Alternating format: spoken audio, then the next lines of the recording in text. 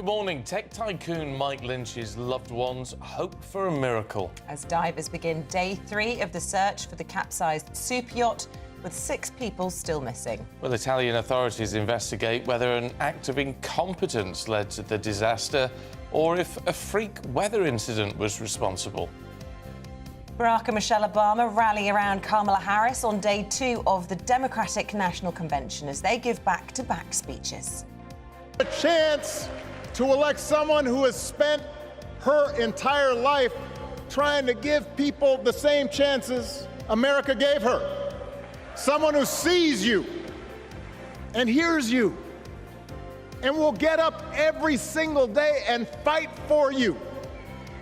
The next president of the United States of America, Kamala Harris. The Home Secretary Yvette Cooper launches her bid to boost Britain's borders as she confirms 100 new specialist officers will help Labour tackle smuggling gangs.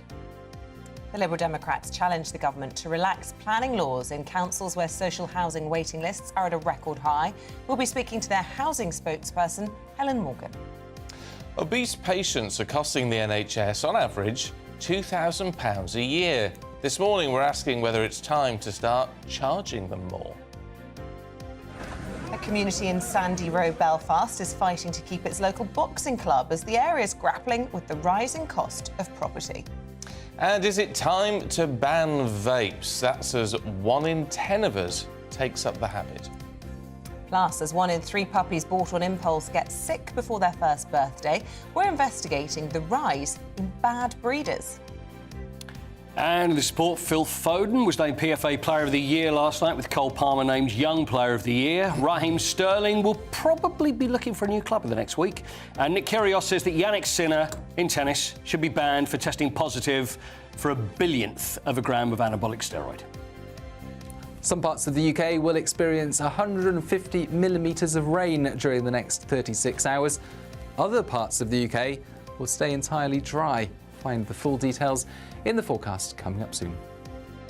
Just gone 6 o'clock. I'm Stephen Dixon. I'm Isabel Webster, and this is GB News Breakfast.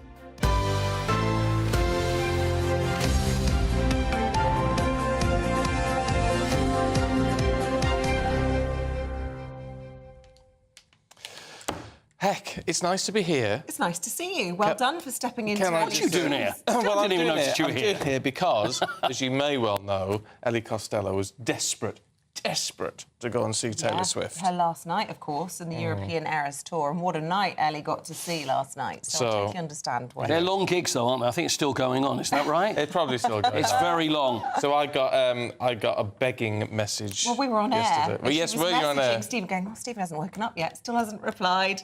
And then the message came through, but she hadn't then got it OK with the bosses. So the whole thing was, can we talk about it on air yet? Wait till it's okayed. Oh, did she mention it on air yesterday? Well, I did, yeah. Oh, Once did she you? got the OK. Yeah. All right, I wasn't watching. She didn't want it mentioned at all, in fact. The fact that she'd got to see Taylor Swift was the reason she's not in work She's today. very shy about it, yeah.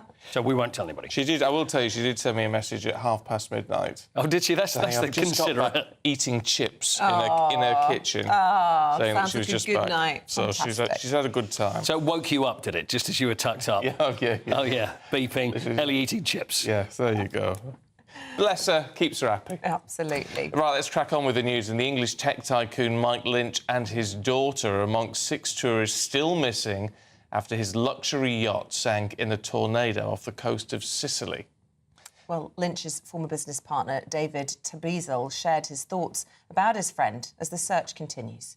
If there's any chance of him surviving this, he has the strength to do this. And I hope that we aren't talking the past tense. Well, divers are now combing the waters as search efforts continue around the wreck. So far, 15 people have been rescued, including Mike Lynch's wife and a 1-year-old baby girl. Well, let's cross over now to Porticello in Sicily, where our reporter Adam Cherry can join us live this morning. And Adam, this is an agonising wait for news. What more can you tell us this morning? So the latest is Italian authorities have now launched an investigation into the reason why this yacht sank so quickly. There is a suspicion that it's because the hatches and windows were left open during the early hours of the morning, and the tornado winds were able to sink it quicker than any of the other boats in the area. That's the extraordinary thing about this, of course, is that this is a yachting area. There are lots and lots of boats around here, and people were questioning why only one was so heavily damaged by this. Now, as you said, there are 15 people who have been rescued so far, and we are now on the third day of this operation. And really the hope at this point is that there are air pockets big enough within the hull to sustain life for, at the time, another 24 hours, now perhaps another sort of 12 to 15. So it is a really crucial period.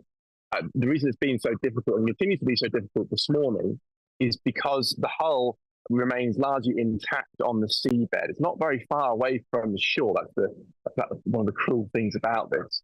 It's not far from the shore. It's about 50 meters below sea level. But the way the hull is turned on its side and the fact that it remains intact has made it very difficult to see into the vessel, let alone get inside. So that's where we are this morning. It's, as I said, the clock really is ticking at this point, guys. I mean, is there any chance of finding survivors at this stage, Adam? Well, I think the attitude of the authorities has been cautious optimism at best. Yesterday, a spokesperson said it may well turn into a recovery mission. Of course, the longer this goes on, the narrower the opportunity for rescuing them is. There was some good news yesterday. At least 3 survivors of the 15 were discharged from hospital. They were seen leaving via a back entrance from a nearby town. But as I say, the main update this morning is that prosecutors are now conducting an investigation into what had just happened here only 48 hours ago. Adam, with that, thanks very much indeed. We'll hear more from you throughout the course of the programme. You can see why family and friends are clinging on to that desperate hope, but it seems very unlikely, doesn't it?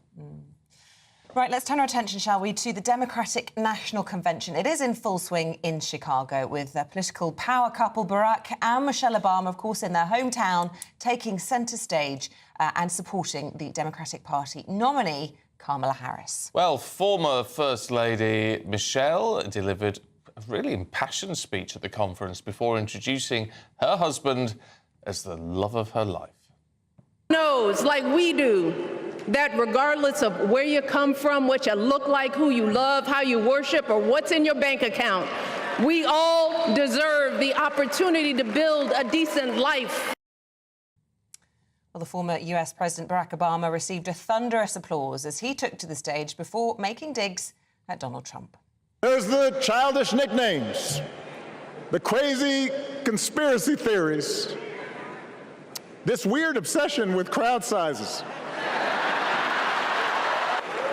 The other day I heard someone compare Trump to the neighbor who keeps running his leaf blower outside your window every minute of every day.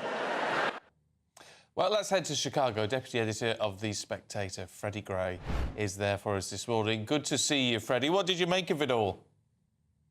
Well, I thought the Obamas were sort of brought in to move the convention on from Biden. We had this slightly awful, rather humiliating speech for Biden on Monday night.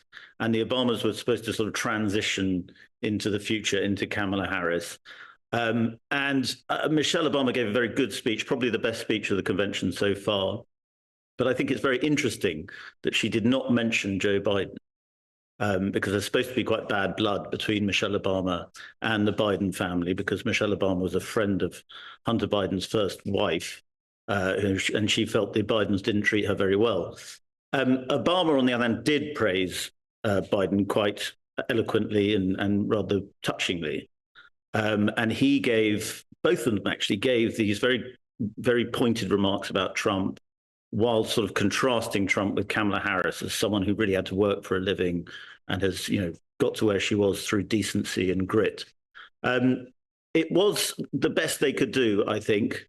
But this whole convention is a slightly odd, surreal event, because you have this very, very strange situation of a president being shuffled out and a woman who not so long ago was the least popular vice president in history and is now being completely reinvented as the hottest political phenomenon on the planet. Yeah, they are phenomenal public speakers, whatever your politics, aren't they, the Obama power couple? And Michelle Obama had the crowd chanting back to her, do something. And she was saying that, you know, however good the Democrats might be feeling right now, that this race is going to be very, very tight and nobody can afford to take anything for granted. Well, yes, and of course, a lot of Democrats and a lot of people around the world rather hoped that Michelle Obama would be the Democratic nominee if Joe Biden had to be replaced. And she rather proved why she would have been such a good one in her speech today.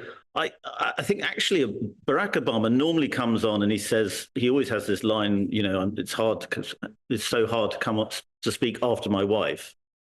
But then actually normally he does an even better speech than Michelle, but I think tonight it was slightly weaker. I think he was a little bit flat by his standards. He did make some good jokes, some good digs at Trump, but he wasn't. It wasn't quite the soaring oratory of Obama in 2008 or 2012. Interesting comparisons being drawn, though, between the two candidates for president. About, I mean, I don't know if you think it actually holds up to scrutiny, but the idea that Kamala Harris, you know, is going to be working on behalf of all Americans, Donald Trump essentially working on behalf of himself.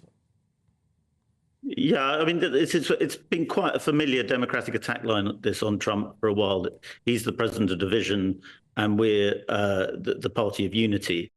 I mean, it doesn't quite work because even though they talk about reaching out, they're still saying the other people are incapable of reaching out. So it's still divisive politics because politics is divisive. But, you know, it does sort of bring a warm glow to a lot of Democratic hearts. There are a lot of people crying in the audience. And I think a lot of the reason they were crying is because it's nostalgic for them to remember this time when they really felt there was hope and change with the Obamas. I don't think sincerely a lot of people feel that with Harris, even though they'll go around telling you that they do, because they really don't want Donald Trump to win.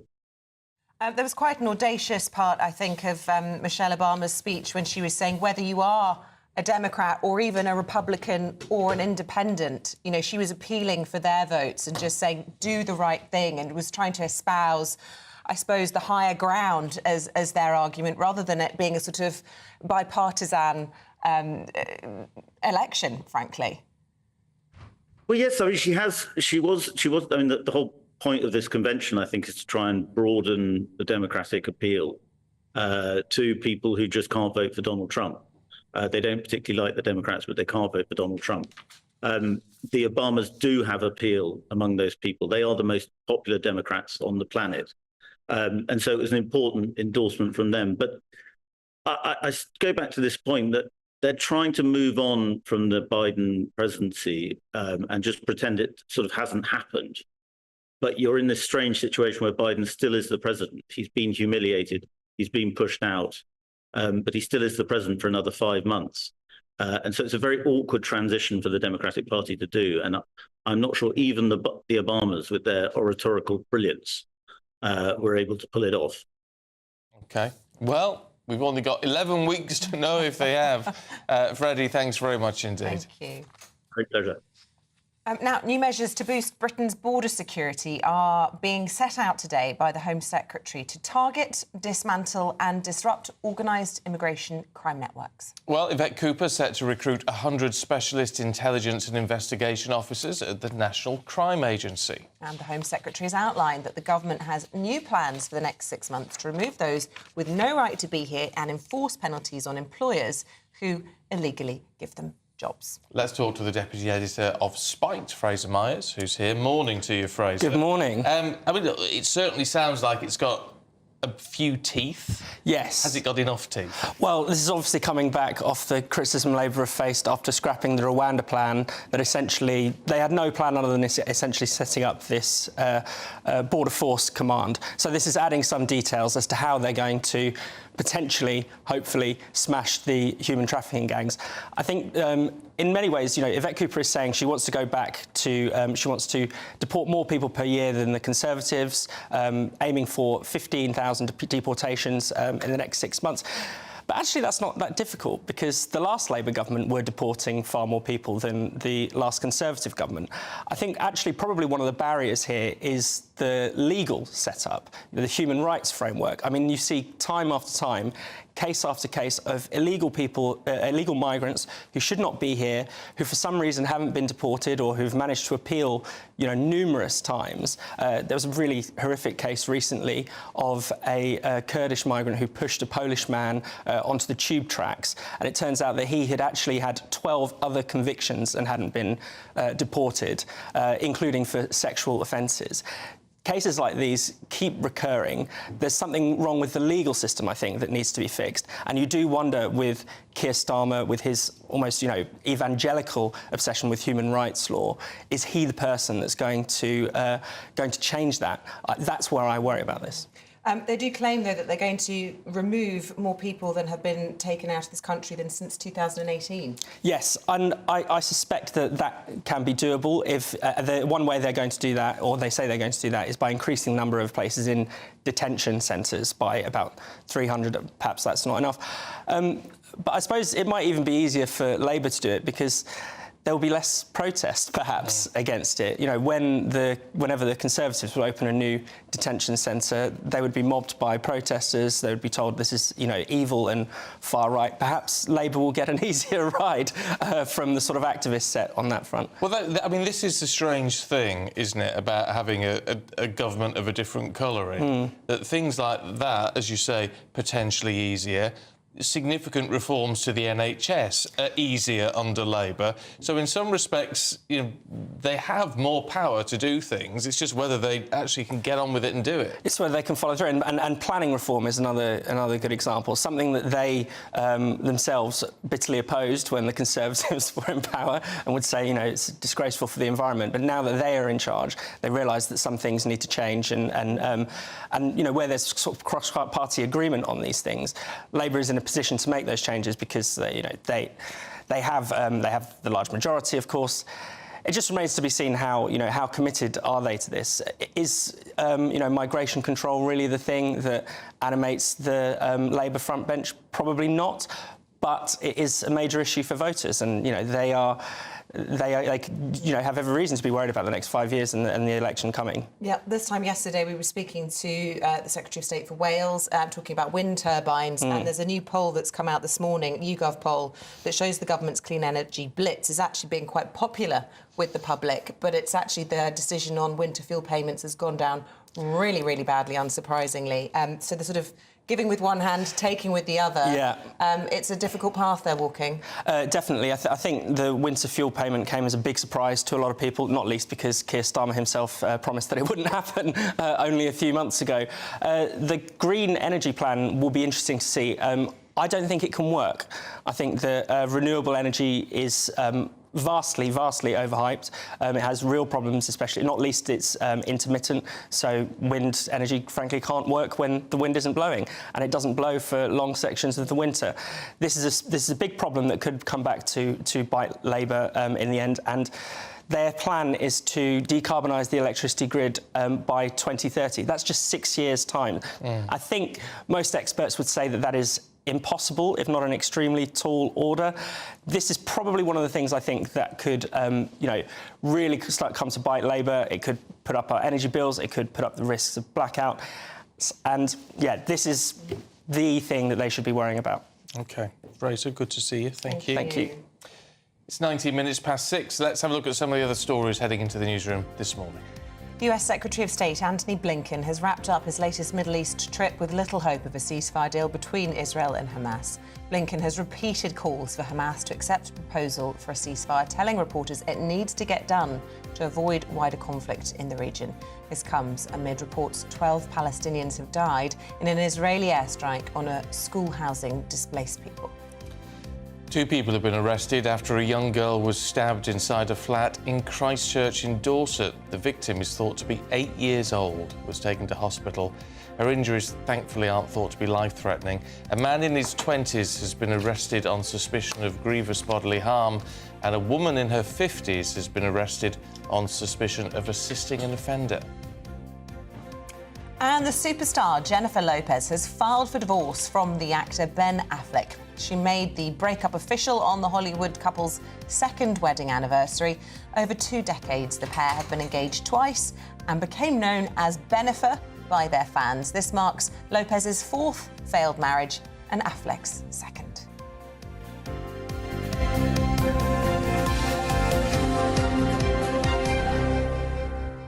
I feel quite sorry about Benifer. I know. Just because you thought they'd... Because they were engaged, and then years later they finally did it all again. You just think, maybe this is it now. I know, yeah. It's always sad when people break up, but wasn't to be. That's Hollywood for you. That's Hollywood. It's very hard to find an enduring marriage in Hollywood, isn't it? Isn't it There are a just? few, but anyway. What did they do wrong, do you think? What, with their marriages? I think possibly lots of time apart from each other. I think they often have to go off and film things and don't invest time in each other. That would be my analysis. What do you think? I don't know, but it just seems to be a curse, doesn't it? Or maybe when you become a huge celebrity, you become too absorbed to love someone else as much as you love yourself. Oh, that's harsh, isn't it? Just a thought. Right, over the last few weeks, much of the civil unrest we've been talking about, anti-immigration protests in Northern Ireland took place in working-class areas. Yeah, one such area is Sandy Row in South Belfast, where many people say they feel isolated and can only find success in sport. But the lack of funding for a boxing club means it may have to move out of the area. Our Northern Ireland reporter Dougie Beattie has this.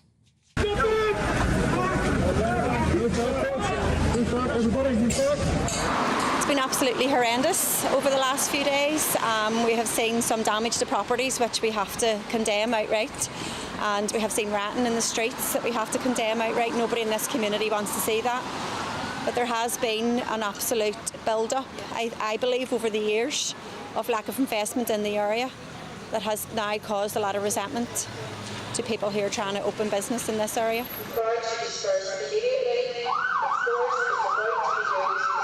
Local councillor Tracy Kelly lives and represents a former industrial area. With low incomes and lack of academic achievement, these areas are struggling with a sense of belonging and, most importantly, identity. Former commercial premises are being bought up by developers and converted into apartments that are financially out of reach by the local communities. One such property now up for sale is a local boxing club that plays a major part in this community. Young people must have a focus, and like most inner city areas, drugs and antisocial behaviour are commonplace.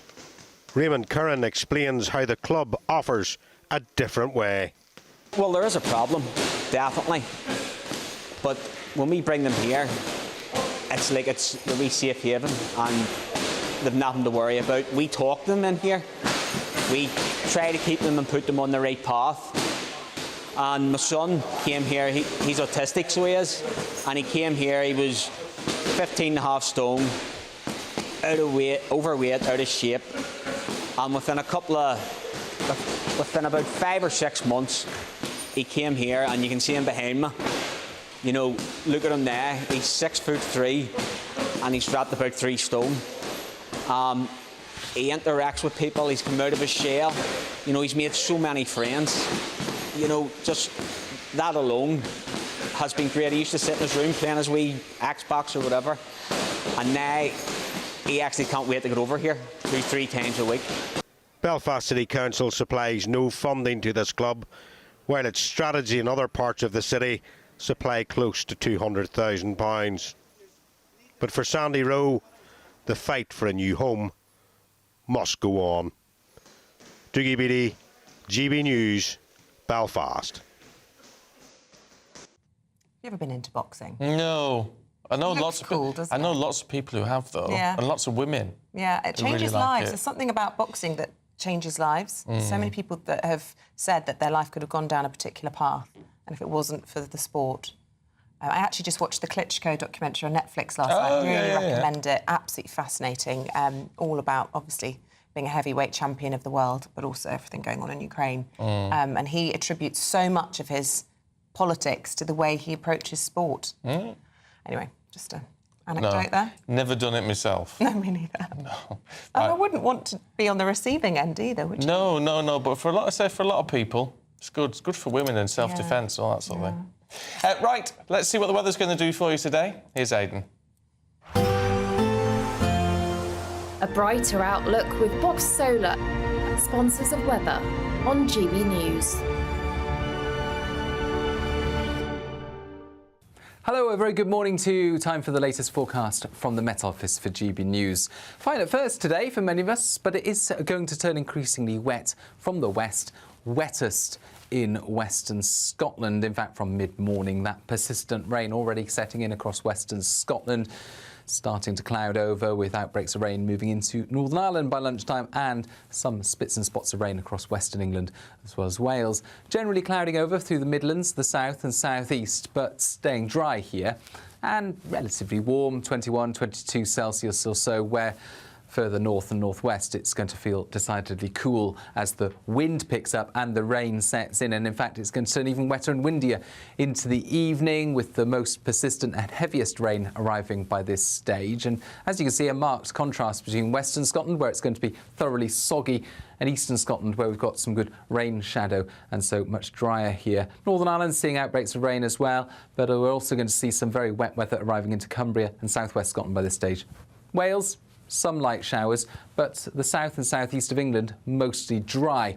Now, overnight, that heavy rain continues to mount up across the hills of western Scotland, widely 50 millimetres or so, and for some of the wettest spots, Mull, Skye, West Highland, Argyll, especially over higher ground, there's the risk of 100 to 150 millimetres. That could cause some localised flooding, so a rain warning in force. Very wet as we start the day across the northwest, and increasingly windy as well. 50 to 60 mile-per-hour wind gusts moving through western Scotland and then into the Irish Sea coastal area, as well as gales over western and northern hills. So very unsettled, much less unsettled for the southeast, where still Thursday morning staying dry with some sunshine early on, although some light rain will move south by the end of the day. Not much at all. It tends to fizzle out by this stage. Showers returning to the northwest, much cooler later on.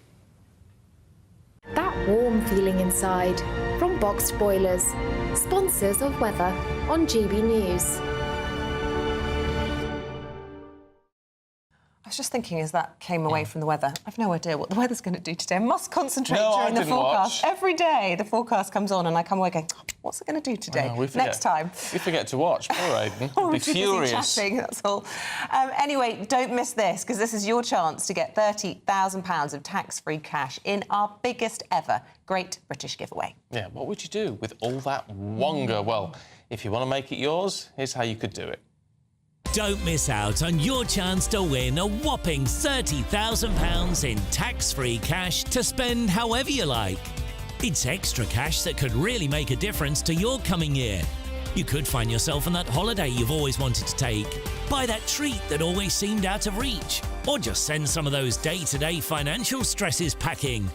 £30,000 could be yours, but time is ticking. For another chance to win £30,000 in tax-free cash, text CASH to 63232. Text costs £2 plus one standard network rate message. You can enter online at gbnews.com/win. Entries cost £2, or post your name and number to GB07 PO Box 8690 Derby DE1 9TT. UK only. Entrance must be 18 or over. Lines close at 5 p.m. on the 30th of August. Please check the closing time if listening or watching on demand. Good luck. Oh, yes, good luck to you. Right, we've got the sport coming up in just a minute. Paul, good morning. Good morning. Can I just let you know that my massage earlier has nothing to do with any performance-enhancing things that may happen during this show. What massage? Well, it was Yannick Sinner, you see. But Yannick Sinner... No, but did you have a massage always before I come on air, just like Yannick Sinner does before he plays a game of tennis. I feel it just, livens me up. Oh. But I just want to make it clear that it's not any performance-enhancing creams. We can tell. That we... Oh, so he reckons there's an anabolic steroid absorbed through a cream? Apparently. Sounds implausible. But a 1/10000000th of a gram. Every little helps. Can you imagine if it had a gram of it while he was having a massage? It'd be unbelievable. But anyway, we'll talk a little bit about that. Also, the PFA Player of the Year, or the PFE Player of the Year. Brilliant.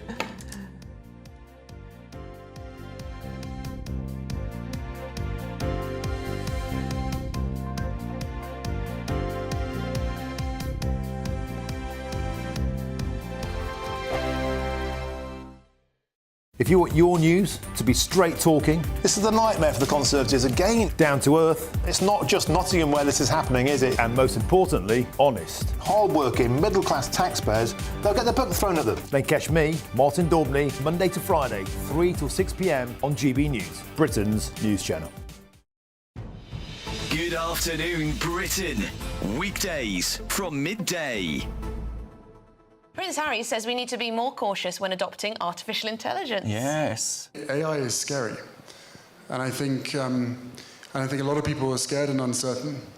And I think one of the solutions to that is education and awareness, because it's becoming harder and harder to stem the flow from the source. And therefore, really, it comes down to all of us to be able to spot the true from the fake. Well, that was a whole load of nothing, wasn't it? Wisdom. Yes, we're going to get the thoughts now of former royal correspondent at The Sun, Charles Ray. Well, I have to say, I actually agree with Harry and anyone else who says that we have to be cautious about things that appear on social media. Disinformation and fake news is a controversial topic because who is the ultimate arbiter of truth and fact? So do you trust Harry to determine? Well, I don't trust Harry to determine that, no. They never actually say what they want, though, in terms of social media and things. I mean, do they actually have an idea of what the online media landscape should look like? I mean, there's clearly a veiled attack on Elon Musk and the like, but do they just want anything nasty off there? Do they just want things that, are then proven to be untrue at some point off there? It's easy to stand and say, I want the online world to be safer and it to be less nasty and for there to be less untruths on there. Yeah. It's much more difficult, as we found out in this country and every other country, to actually work out what the policy looks like. You're absolutely right, Emily, that it's all very well everybody jumping on the bandwagon and saying, oh, we've got to clamp down on social media. Like, I'm suggesting that as well. But, they haven't come up with any solution to it, any program to make it safer and healthier for people to use. The People's Channel. Every Saturday, 10 till 12, we'll bring you all of the news that you need to know. We'll also remind you that there is so much to smile about. It's my favourite time of the week. I get to relax, enjoy some light-hearted stories, and let Ellie teach me about fashion too. That's Saturday Morning Live, every Saturday, 10 till 12. Only on GB News, Britain's news channel. Join me, Neil Oliver, every Sunday night at 6 p.m. on GB News. And if an hour is not nearly enough for you, go to gbnews.com for special extended episodes online every Friday at 9 p.m, where we can truly get into the nitty-gritty of what's going on. GB News, Britain's news channel.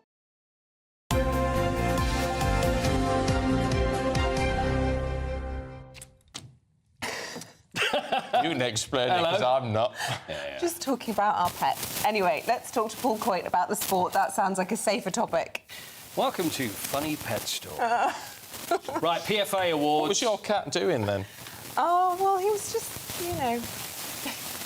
curiosity. Curiosity, it almost killed the cat. You almost killed the cat, yeah. Right, PFA Awards. I love Phil Foden. Do you? Yeah, I think he's brilliant. Yeah, he is great. But he has won the PFA, which is the Professional Football Association Player of the Year. So what they do, you get the two big awards. One is the football writers, obviously. Yeah. And the players actually vote for this one. So you get... And the way it works, because I've known people that worked at the PFA, they will go around to each club, and it's pretty much, right, who you're going to vote for, need to vote, and then they collate them all at the end of the day. So Phil Foden has won that. It used to be done, actually, in the middle of the season. It was usually around the League Cup time, which didn't really make sense. So now do it at the end, and then they were announced yesterday. So Phil Foden, Player of the Year, First time in 14 years that both awards, which is the Player of the Year and the Young Player of the Year, have gone to English players, because Cole Palmer won the Young Player of the Year, and you like him as well, don't you, Cole? Ice cold. All right, that's it. Ice cold Cole Palmer. I mean, he was outstanding. I mean, that goal, can't think what match he was in now, but that goal in the Euros, was just smashing. But the thing is, he didn't make it into the actual team, where they have the actual team of the year, which is bizarre because they work out the best team of the year, and he didn't get into that. So there was David Raya from Arsenal. It was mainly Arsenal, actually. William Saliba, Gabriel from Arsenal, Virgil van Dijk, Kyle Walker, Rodri from Manchester City, Declan Rice, Martin Odegaard, also from Arsenal, Erling Haaland, Ollie Watkins, and then Phil Foden. So that is in the team. And the women's game, Khadija Shaw from Manchester City and Grace Clinton from Manchester United, although she was on loan to Spurs, she won the young player as well. Oh, right. Cracking. Absolutely. You know what? That's what they said at the awards. Well, they did. They said, this is absolutely cracking. And there you go. It's cracking. Yeah, I have to say, it's Cole Palmer. I just sort of think... they are very young, though, aren't they? They are really, really young. Well, they have... There's what actually... Is he? They say he's what, 21, I think he is? But the thing is, they say the young player has to be under the age of 24, which these days is ridiculous, because that's pretty much a normal football player. Yeah. And they're getting younger and younger. You've got 17-year-olds coming in now, 16-year-olds, so maybe they should sort of lower the threshold a little bit, because it seems a little unfair. 15 and under. Yeah.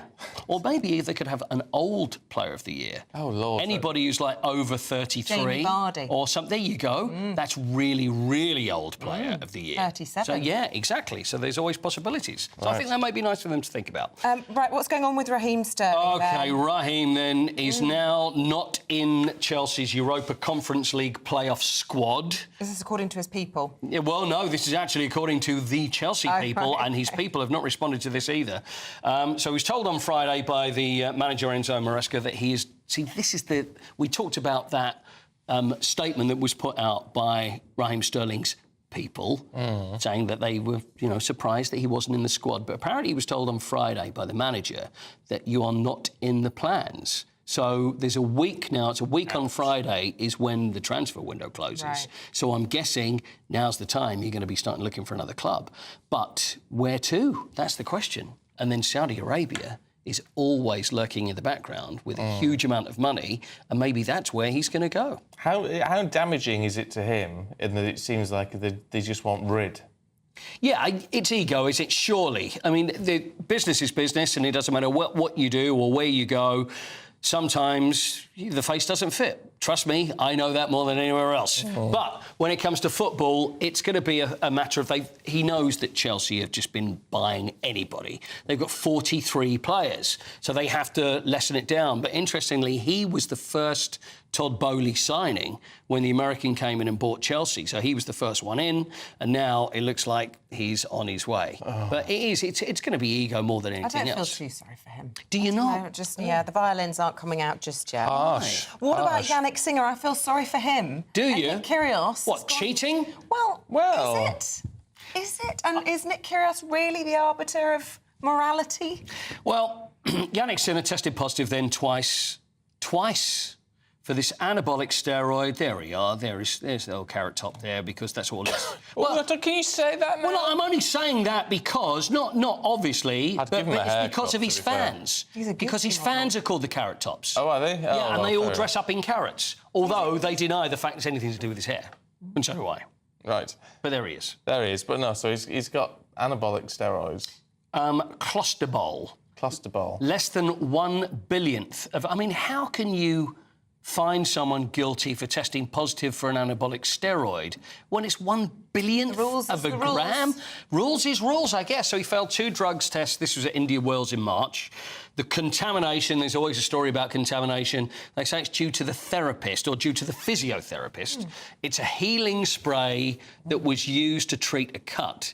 But always we hear any excuse, if anybody tests positive, there's always something for it. But there's also banned substances, Isabel. They've got to be very careful about what they use. And if you're a physiotherapist, surely with you're dealing with professionals, you would know what you can use and what you can't. But anyway, Nick Kyrgios, our friend Nick Kyrgios, wrote on X or Twitter, whatever you want to call it, he's put ridiculous, whether it was accidental or planned, you get tested twice with a banned substance, you should be gone for 2 years. Your performance was enhanced. Massage cream, yeah, nice, was what he wrote. Oh, wow, that's very... It's a bit strong, isn't it? Very astute statement. Yeah, nice. Massage cream. He wasn't served a slice of cake like that. Oh, yeah, that's still the best one. Yeah, the Russian ice skater. Yeah. That was Grandad's strawberry cake. And he was cutting on pills. His heart pills on the same table in the kitchen as when he made a strawberry cake. Sounds a very Russian story, if ever I heard one. That's a great excuse. I'm holding on to that one in case I ever need it. Exactly, yeah. I keep away from strawberry cake purely because of that. You got time for him on Denmark, or do you want to hold on to him? No, we'll hold on to him. Okay. Hold on to him for later on. Yeah. Okay. Thank you, Coity. Pleasure. Appreciate it. Now, still to come. Eating 2 slices of ham a day could raise the risk of type 2 diabetes by 15%, according to a new study. We'll talk about that and more in the papers next.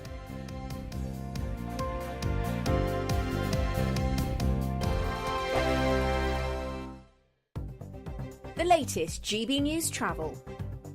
Hello, good morning. I'm Andy Hilbert with the latest on the roads across the UK for this Wednesday morning. In Northamptonshire, the northbound M1, there's a lane closed due to a broken down car. Junction 18 for the A5 at Rugby to junction 19 for the M6 at the Catthorpe interchange. Also as well at the moment too in Bedfordshire, the southbound M1 is queuing with a lane closed due to a broken down lorry. Junction 11 for Dunstable South and Luton to junction 10 for the Luton Airport Spur Road in the roadworks. In Kent, once again, the coastbound M20, that speed restriction due to Operation Brock. Junction 8 for Leeds Castle and the Maidstone services to junction 9 at Ashford. And in Cumbria, the northbound M6, one lane is closed due to emergency barrier repairs. That's going to affect you at junction 39 for Shap. Tyne and Wear, the western bypass, the A1, all now clear following a broken down vehicle from before around junction 69 for the Dunstan interchange. That was affecting you. You're up to date. You can stay up to date throughout the day by visiting our website, gbnews.com. Good afternoon, Britain. Your lunchtime update on the stories that matter across the UK. From breaking news and insightful analysis, inspiring stories and lively debates. You're comparing yourself to a former Prime Minister. Which is it? Stay informed, stay updated, stay entertained. I just don't know how anyone would not want to be there. Every weekday from midday. We are Good Afternoon Britain, only on GB News. Britain's news channel. Join me, Camilla Tominey, for a frank and honest discussion with those in power that cuts through the spin and gets to the heart of the issues shaping our nation. You haven't confirmed that you want to stand as leader, but you haven't ruled it out either. This report basically says that he's not fit to stand trial. Is he indecisive? Incompetent? I deliver the dose of reality Westminster needs. That's the Camilla Tominey Show at 9:30 every Sunday on GB News. The People's Channel, Britain's news channel. Welcome to State of the Nation, daily plunge into the stories shaping our country. I'm Jacob Rees-Mogg, and Monday to Thursday we bring you the insights, the facts, the truth about how our country is being governed. Because what happens in Downing Street matters down your street. Tune in to State of the Nation every Monday to Thursday, 8 to 9 o'clock. Only on GB News, the People's Channel, Britain's news channel. Are the newspapers getting you down? My wife didn't divorce me that month. Struggling to separate the wheat from the chaff? I know that it's a bit of a circus at the best of times. Well, don't worry. Headliners has got you covered. We'll take the burden of reading the day's news, and if we get depressed, who cares? It's an occupational hazard, frankly. That's Headliners on GB News from 11 p.m. till midnight, and the following morning, 5 till 6 a.m. on GB News, the comedy channel. Nah, just kidding. Britain's news channel.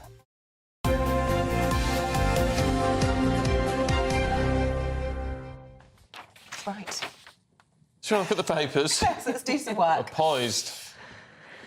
Here's the Daily Mail. It's asking their headline if anybody could still be alive as day 3 of the search starts for the capsized super yacht in Sicily. And that is the first picture we've seen, actually, of Hannah, the daughter of Britain's answer to Bill Gates, Mike Lynch. She's 18 and had just passed her A-levels and got into Oxford last week.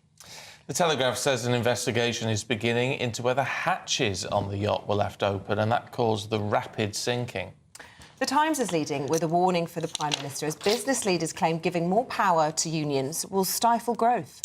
The Eye headlines the EU's plan to introduce a new €7 visa charge for Brits. Well, let's take a look at these stories and some others with the GP and medical writer, Dr Renee Hundekamp, and the journalist Claire Moulding. Good morning to both of you. Thank you. Shall we start then, Renee, with this sort of what feels like a very almost cruel hope that there could be life in this boat at the bottom of the sea? Talk of air pockets and previous survivors from similar incidents. But I mean, look, I am always a believer that where there's life, there's hope, and we don't know that they're dead yet. So I think it's good for everyone to keep out a scintilla of hope. I think the chances of that actually being true are almost non-existent because you haven't just got the oxygen side of things, have you? You've got the temperature.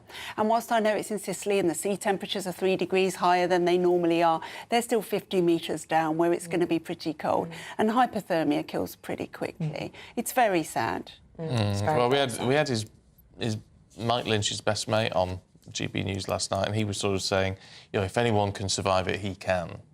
Very determined that he was still there, really clinging on to the hope. But as you say, it seems unlikely. It seems unlikely. Very sad. Incredibly sad. Claire, can we talk about heading to Europe? Let's do. We were talking about going to North Korea on Saturday, remember? Is there a €7 visa charge? Funny, no. So, in 2025... if anyone from the United Kingdom wishes to travel to any country within the European Union, our passports aren't good enough, apparently. Just like they're not good enough for any other country, like Russia, Canada or the US. So now we have to invest in a €7 ETIAS, which is an electronic form of visa which will last for 3 years, which will enable you to travel by ferry, by train or by plane to a European country without anything going wrong. Or so we would think. I'm very cynical about this.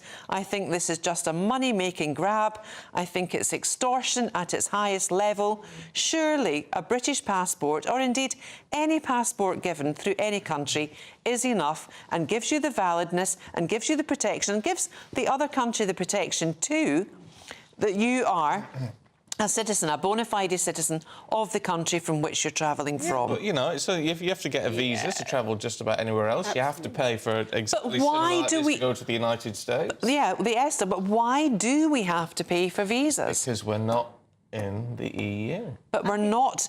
They're making money, which, I completely understand. Lots of countries do it. It's a way of raising revenue. It's £2.33 a year. I mean, goodness me, people spend more than that on their latte. But Renee, why do they need to do it? I think it's diminishing the power of a passport. I really do. But why have a passport? So many other countries. But why? But I've got an issue with every other country as well that we have to do it for. Yeah. I don't understand the reasoning behind it. I never understand why, when you've checked in for a flight, you then have to do show your passport. You've shown your passport, they've scanned it, they know who you are, they know who's getting on. Why do you even have to go through border control? They know who you are, they know you're getting off. Or at the gate, so still show your passport. Apply that argument to all of it. What it should do in time is speed things up because they will no longer, for us, have to stamp the passport. And have someone who travels regularly to Europe, it's the stamping business which takes the time. Won't they have to stamp No, it's just a fingerprint, isn't it? Now, I, as someone who abhors being tracked and traced,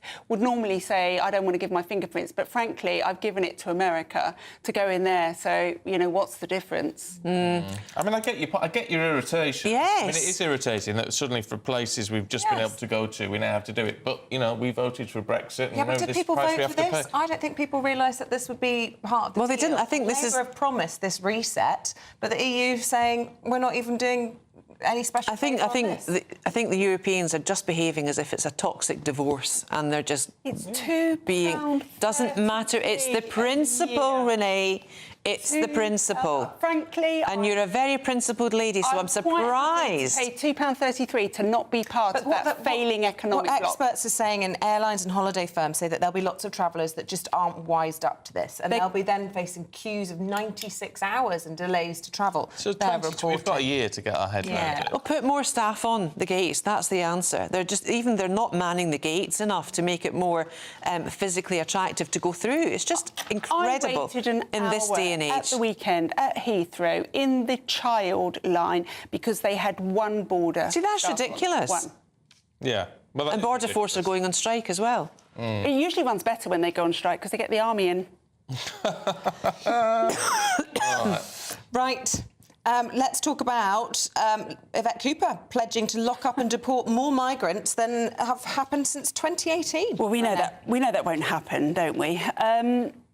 I read this story so many times this morning, trying to get my head around her target and her figures, because they're going to deport more migrants than the highest six-month figure since 2018. But they couldn't quite work out what that was. She's confused herself over the figures. Apparently, for the last 6 months, it was 14,000, and they're going to beat that. It's really confusing. They're going to lock up more by freeing up some extra spaces in the detention centres that the last government had already, opened up and got underway. I don't believe it. I'll believe it when I see it. I don't think this government, especially Yvette Cooper, who's paraded around with her refugees welcome sign, believes it either and doesn't want to do it. They can't get ahead to run their new Border Forces task force. This is all words, and the proof of this pudding is going to be in the eating, and I suggest it will be a very small pudding. Well, I think... See, they are now very aware how important this issue is, of what we've seen. Well, they are, but I think it's all sound bites. I think it's all headline grabbing at the moment for the Labour government, and I just wish they would actually act instead of the bluster and the verboseness of things. They've got a country to run, and I don't think they've started. They're pledging to do it, so we'll be able to hold them to account on that. Claire, let's talk about ham. 2 slices of it a day. Who eats 2 slices of ham a day? Well, I never eat ham. I mean, do you? No, not 2 slices a day. I would say. Well, the whole thing is here. This is a study from Cambridge University and Glasgow University have rubber-stamped it, more or less, which is a bit rich coming from Glasgow and Scotland. Eating 2 slices of ham a day can apparently raise the risk of type 2 diabetes by 15%. Now, I'm sceptical about this on 2 levels. People in Argentina eat red meat all the time, very good quality red meat. They do not have the levels of diabetes or health issues that we experience in this country. I think you have to take a look at the sample that we're researched on, and I think you have to look at their propensity to either be obese or to eat more processed food, or what they actually eat the ham with. Correct me if I'm wrong, Renee. Yeah. I mean, look, there are so many things. I couldn't even get to the study this morning, but I will, because I would like to see where the funding's coming from. Because I think whenever a study starts rubbishing good quality red meat, you have to wonder if it's coming from a vegetarian, a vegan, and that happens all of the time. This is actually a meta-analysis, so they've actually looked back over old studies and got together 2 million samples to have a look. The problem is it's observational. So you're relying on people to tell you what they're eating and how much they're exercising and how much they weigh and all of those other things. What we don't know is the weight of these people, because that's the biggest contributor towards type 2 diabetes. All of the studies that I've looked at show that very good quality pasture-fed red meat is actually as good as Well, I think it always boils down to common sense with these studies. It's quite obvious that processed meat, eating it regularly, probably not a great idea. Most people would think that stacks up, and that's borne out in this study. Sadly, I don't think most people do, and that's the thing. I think people don't understand. They don't understand that ham is a processed meat. They think ham's OK, but McDonald's might be bad, or Burger King, or whoever else it is. I think what we should be doing with these studies is explaining to children at school, giving them cooking lessons, letting them learn how to cook and what good nutrition is, and explaining why this is bad. That's, as you know, what I do. My daughter's favourite food being bacon is not a good thing, though. Oh, but it is. There's nothing better than a bacon butty using with butter and ketchup. Bacon's lovely. Yeah, but... You see, I don't know what processed meat is. Anything you don't cook from scratch. Right. Well, actually, I don't eat meat, so it doesn't... Well, anything that also doesn't look like it's just come from an animal. You know, if you have a chicken carcass, clearly that's not processed meat, is it? But it's not just meat. Let's make it clear. Anything you buy that you don't cook from scratch is processed. Because why is that always so bad for you, then? Well, it's very clear now. The data is very clear. The more processed food you eat, the more your cancer risk goes up. The chemicals, but why? Because of the chemicals that go into the processing of the food and the stability agents and all of the thickeners. So stuff to stop it going off and all that. Yes. All of that actually causes cancer, causes obesity. Our obesity endemic is caused by processed food, for sure. Oh, dear. There we are, all doom and gloom. Not normally with Muldoon, but there we go. Oh, right, you two. Thank you very much indeed. We shall see you a little bit later on. Still to come, we'll have the latest on the super yacht search and more of today's news after the weather. A brighter outlook with Box Solar, sponsors of weather on GB News. Hello, a very good morning to you. Time for the latest forecast from the Met Office for GB News. Fine at first today for many of us, but it is going to turn increasingly wet from the west, wettest in western Scotland. In fact, from mid-morning, that persistent rain already setting in across western Scotland, starting to cloud over with outbreaks of rain moving into Northern Ireland by lunchtime and some spits and spots of rain across western England as well as Wales. Generally clouding over through the Midlands, the south and southeast, but staying dry here and relatively warm, 21, 22 Celsius or so, where further north and northwest it's going to feel decidedly cool as the wind picks up and the rain sets in, and in fact it's going to turn even wetter and windier into the evening, with the most persistent and heaviest rain arriving by this stage. And as you can see, a marked contrast between western Scotland, where it's going to be thoroughly soggy, and eastern Scotland, where we've got some good rain shadow and so much drier here. Northern Ireland seeing outbreaks of rain as well, but we're also going to see some very wet weather arriving into Cumbria and southwest Scotland by this stage. Wales, some light showers, but the south and southeast of England mostly dry. Now, overnight, that heavy rain continues to mount up across the hills of western Scotland, widely 50 millimetres or so, and for some of the wettest spots, Mull, Skye, West Highland, Argyll, especially over higher ground, there's the risk of 100 to 150 millimetres. That could cause some localised flooding, so a rain warning in force. Very wet as we start the day across the northwest, and increasingly windy as well. 50 to 60 mile-per-hour wind gusts moving through western Scotland and then into the Irish Sea coastal area, as well as gales over western and northern hills. So very unsettled, much less unsettled for the southeast, where still Thursday morning staying dry with some sunshine early on, although some light rain will move south by the end of the day. Not much at all. It tends to fizzle out by this stage. Showers returning to the northwest, much cooler later on. That warm feeling inside from Boxed Boilers, sponsors of weather on GB News.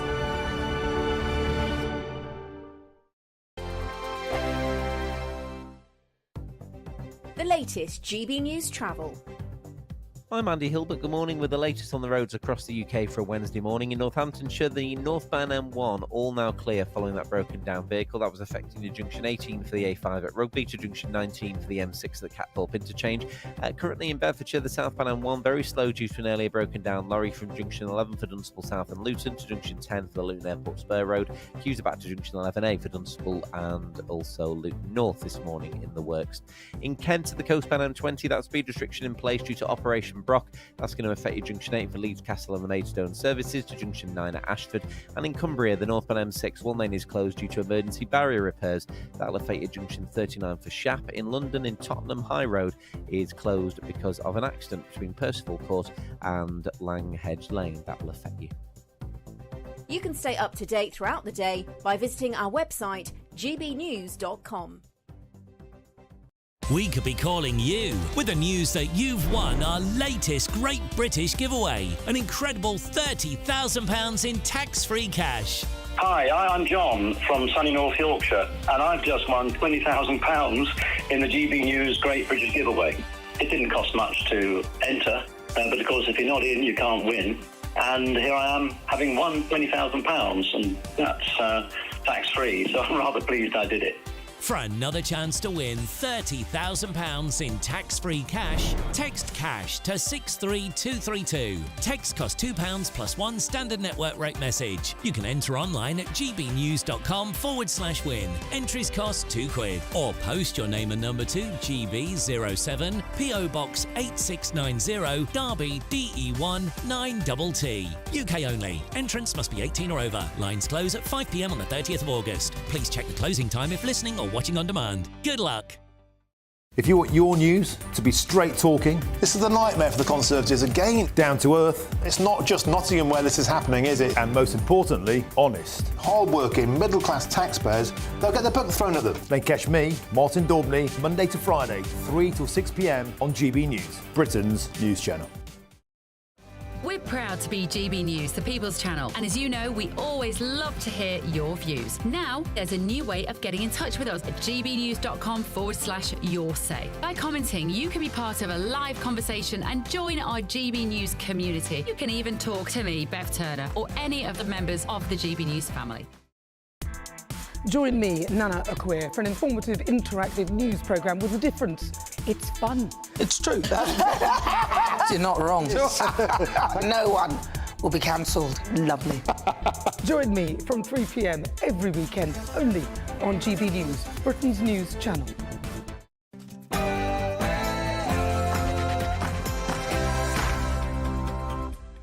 Good morning. The tech tycoon Mike Lynch's loved ones are hoping for a miracle. As divers begin day 3 of the search of the capsized super yacht, 6 people are still missing.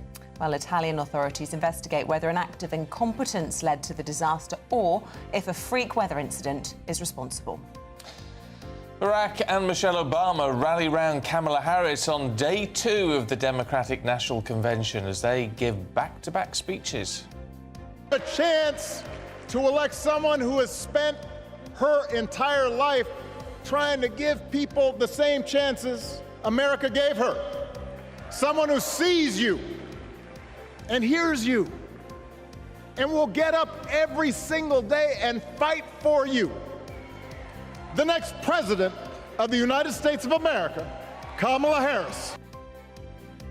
Home Secretary Yvette Cooper launches her bid to boost Britain's borders as she confirms 100 new specialist officers to help Labour tackle the smuggling gangs. The Lib Dems challenge the government to relax planning laws in areas where social housing waiting lists are at a record high. We'll talk to that housing spokesperson later. Obese patients are costing the NHS an average of £2,000 a year. This morning we're asking whether it's time to start charging them more. And is it time to ban vaping? That's as 1 in 10 of us take up the habit. And as 1 in 3 puppies bought on impulse get sick before their first birthday, we're investigating the rise in bad breeders. And Whipsnade Zoo in Bedfordshire is hosting its annual weigh-in today. For the animals, not the visitors, that is. We'll be checking in with the giraffes. How much does a giraffe weigh? I suppose it's all the neck. Quite a lot. It's probably the neck is the 6 tons. Yeah, I imagine something like that. Phil Foden was named, he's a heavyweight when it comes to football, I have you know. PFA Player of the Year. Cole Palmer was named Young Player of the Year. In tennis, Yannick Sinner avoids a drugs ban, so now needs to avoid massage cream. And the Paralympics begin in Paris in exactly 1 week. Some parts of the UK will experience 150 millimetres of rain during the next 36 hours. Other parts of the UK will stay entirely dry. Find the full details in the forecast coming up soon. It's just... I'm going to read this as it says. Yeah. Oh, it's just gone 7 o'clock. I'm Stephen Dixon Webster. And I'm Isabel Webster Dixon. And this is GB News Breakfast.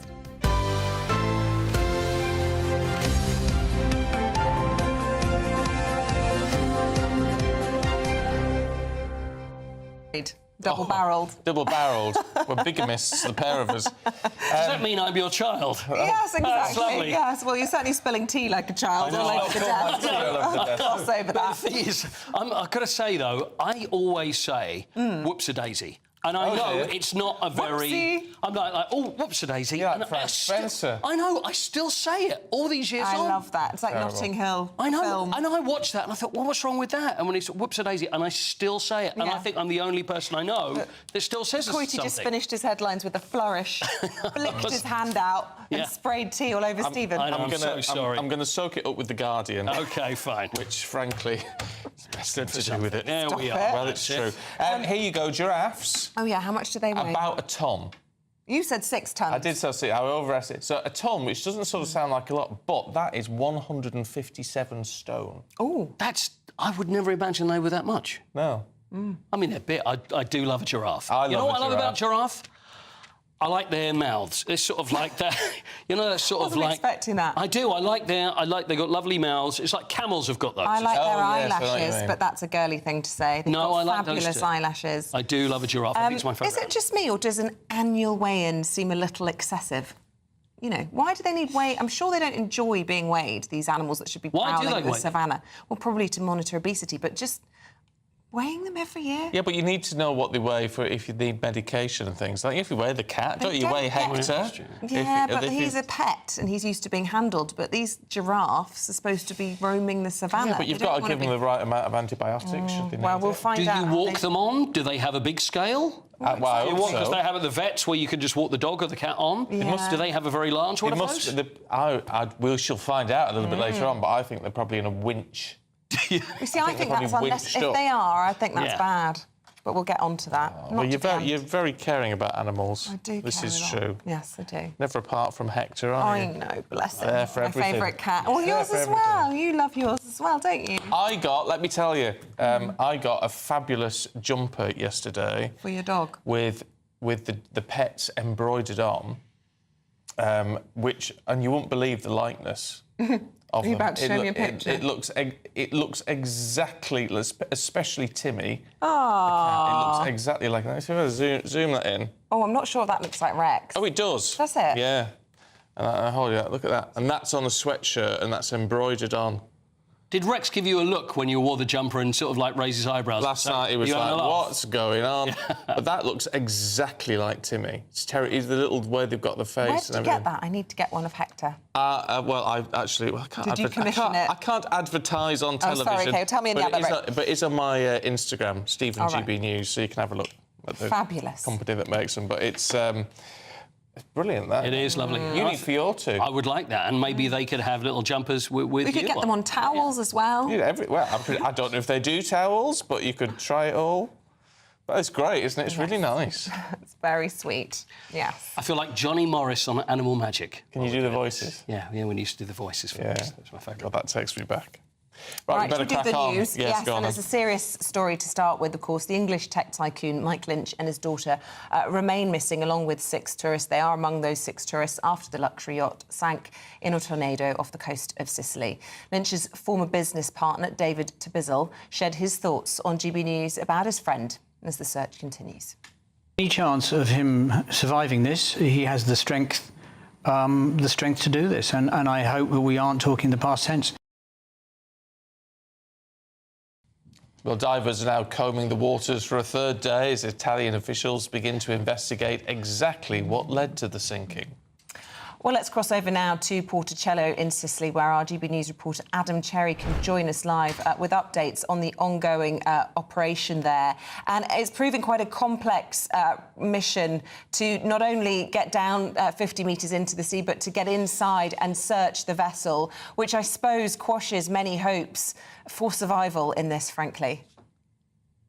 Well, that's right. As you say, we're on our 3rd day now, and with every minute that passes, unfortunately, it becomes less likely that the authorities will find survivors. There had been some hope because of the size of the vessel. This is a super yacht, and given the size of the hull, perhaps there were air pockets big enough to sustain life for into today. That hope seems less likely now, unfortunately. We do know 15 people were rescued, although they were rescued very quickly. As you can see, those watching on television, divers and rescue crews are about to begin searching the area again. The cruel thing about this is actually they're very, very close to the shore. It's not far away at all, and it's only 50 metres below the sea level, so it's on the seabed, and the way that the hull has landed and retained its structural integrity is what's contributing to making this so difficult. Not to mention the fact that the divers have to resurface every 12 minutes, and they can barely see inside the vessel. They suspect most of the remaining missing people would have been in their cabins, given this sunk early in the hours of Monday morning, so they would have been asleep. Investigators are now looking into whether hatches and windows were left open, and that is the reason why this yacht was the only one to sink following the tornado on Monday morning. I've been here for just over 24 hours. The shock and misfortune of all this is really quite apparent. I mean, this is a very small seaside. It's not even in Palermo. It's 10 miles to the east of it. This sort of thing has never really happened here, and it's totally extraordinary and shocking. You speak to people here, and that's the reaction everyone had. Everyone can't stop standing and watching and seeing this unfold. There's always crowds of varying degrees around the cordoned-off police area, some of which you'll have seen on television in the last few moments. Our local community shocked by this, but as we say, with every passing moment, this becomes more of a recovery mission than a rescue mission. Absolutely, Adam. Thank you. Now, new measures to boost Britain's border security are being outlined today by the Home Secretary to target organised immigration crime networks. Yes, Yvette Cooper is set to recruit 100 new intelligence officers at the National Crime Agency. Well, the Home Secretary reaffirmed her plans to remove those with no right to be here within 6 months and enforce a crackdown on anyone who employs illegal migrants. Well, let's get the thoughts this morning. The Deputy Editor for Spiked, Fraser Myers. Good morning to you, Fraser. Good morning. You're sceptical about the likelihood of this happening? Yeah, I think the problem is for Labour that they are very wedded to the sort of human rights model. There's nothing wrong with human rights in principle, but I think a lot of people would say that human rights law has been abused to allow many illegal migrants to stay in the country, sometimes people with very serious criminal records, often with quite dubious excuses. I mean, we had a recent really appalling case of a Kurdish migrant who pushed a Polish man onto the London Underground. He's been found guilty recently by a jury, found guilty within 20 minutes. And he had a string of offences to his name and hadn't been deported at any opportunity. There was recently the Clapham acid attacker. People will remember that appalling case. This is someone who was denied asylum twice and yet somehow managed to be wandering around the UK aimlessly and then able to attack a woman and her child. So if we're talking about some of the most extreme criminals who are not being deported, we've got to ask questions about people who are simply here illegally and are overstaying their visas. Right, and that's an absolutely valid question. What you've got to point out, though, is those cases that you raise... They were happening under the Conservatives. Under the Tories. Well, Yvette Cooper's coming in now and saying, right, we're going to tighten this up. We're going to get on with it. Now, whether you believe her or not is another question, but if she is right, if she delivers on what she's promising, then perhaps that will change. Well, let's hope so. And it is worth stressing that the new Labour government, despite its reputation today for being soft on immigration, actually deported more people per year than the Conservatives during their 14 years in power. I mean, it's also worth remembering, though, so one of the things Yvette Cooper is aiming to do is she says she's going to bring the deportation numbers back to 2018 levels. That was the last peak, pre-Boris, during the Theresa May years. That was the last peak of removals. But actually, illegal immigration has gone up quite a lot since then. I mean, the figures you look at vary. It's very difficult to get to numbers because, obviously, these people come in undetected. But, some estimates say it's quadrupled annually since then. And back in 2018, there wasn't even a small boats crisis. I think they detected about 20 people coming on a small boat in 2018. Now, just 700 came on Saturday alone. So going back to those returns numbers sounds good. I mean, no one would object to the numbers of returns rising, but actually the problem is considerably larger than it was back then. What about this clean energy policy blitz that the Labour Party have been rolling out? We saw Starmer yesterday walking about in Wales, where they've already been going ahead with these wind turbines, and they want to replicate that right across the British Isles. Seems to be quite popular with the British public, whereas another one of their flagship policies has gone down rather badly. Tell us more. Yeah, the removal of the winter fuel payment is understandably causing people a lot of anxiety. Many elderly people live in poverty. We seem to have this strange idea that older people are all rich, they all own their own homes, they can all afford to look after themselves. That's not the case. Britain has some of the worst pension and poverty in Europe, and the winter fuel payment is a real lifeline for a lot of people. It's especially galling because Keir Starmer himself promised that it would not be taken away not long before the election. As for green energy, it's understandable why the public would be in favour of wind turbines and things like that. We're told constantly, and by the Labour Party, that they solve two problems. They solve the problem of climate change and they're going to lower your bills. That sounds like a win-win. Unfortunately, the reality is not quite so simple. The problem with renewable energy is that it's intermittent. That means it only really works when the weather works, as you might expect. So it needs to be backed up by other sources. That means we either have to keep gas power online, which is expensive because you have to sort of fire up the power plants when the wind isn't blowing and then turn them off again, or we can have batteries, but the technology just isn't there yet. Unfortunately. So really, this is a bit of I think it's a bit dishonest to say that your bills are going to come down if we roll out renewables. You know, it's not going to create, and the other thing they say is going to create energy security. But, you know, the more that we've invested in renewables in this country already, actually we've discovered that we end up importing more energy as a result. So I think that's something that could blow up in Labour's face at some point. OK. Fraser, thank you very much indeed. Again, it's one of those things we'll have to wait and see, won't we?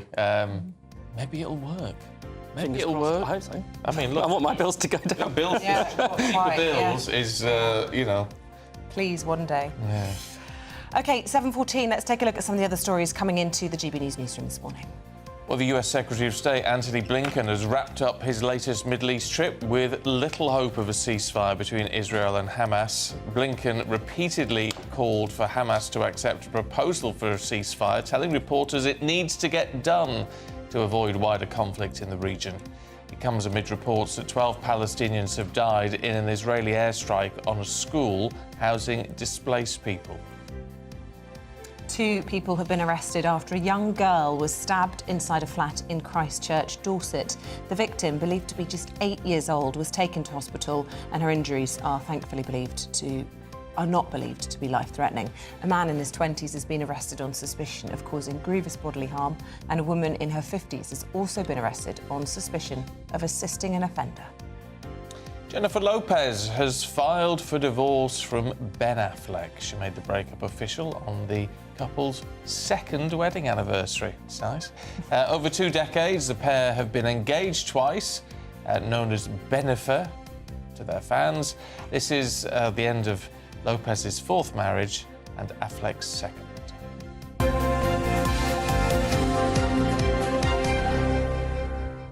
I know it's a trivial matter, really, with all the stuff that's going on in the world, but on Benifer, I always thought Ben Affleck went back to the wrong Jennifer. And I always felt sorry for Jennifer Garner, because for you to marry, have 3 children with someone, and for him to go back to his ex before he met you, that's got to hurt. And also, she was always so wonderful, Jennifer Garner. So that's just my tuppence worth. Is it? Yeah. But you don't know. It might have just been they might not have been compatible. Oh, I think she just stood by him through all his alcohol problems and this and that. And lovely Southern belle she is, Jennifer Garner. Is she an actor as well? She's an actress, yeah. Actress, yeah.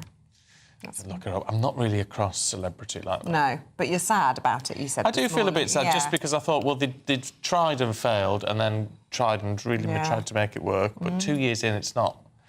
It's not a long time, is it? You know, maybe just stop getting married now. Yeah, I think so. Right, should we move to the States? Because the Democratic National Convention is underway in Chicago with the political power couple, Barack and Michelle Obama, showing their support for Kamala Harris. Well, the former First Lady delivered an impassioned speech before introducing her husband. Start feeling that dread creeping back in. We got to pick ourselves up, throw water on our face, and what? America, Hope is making a comeback.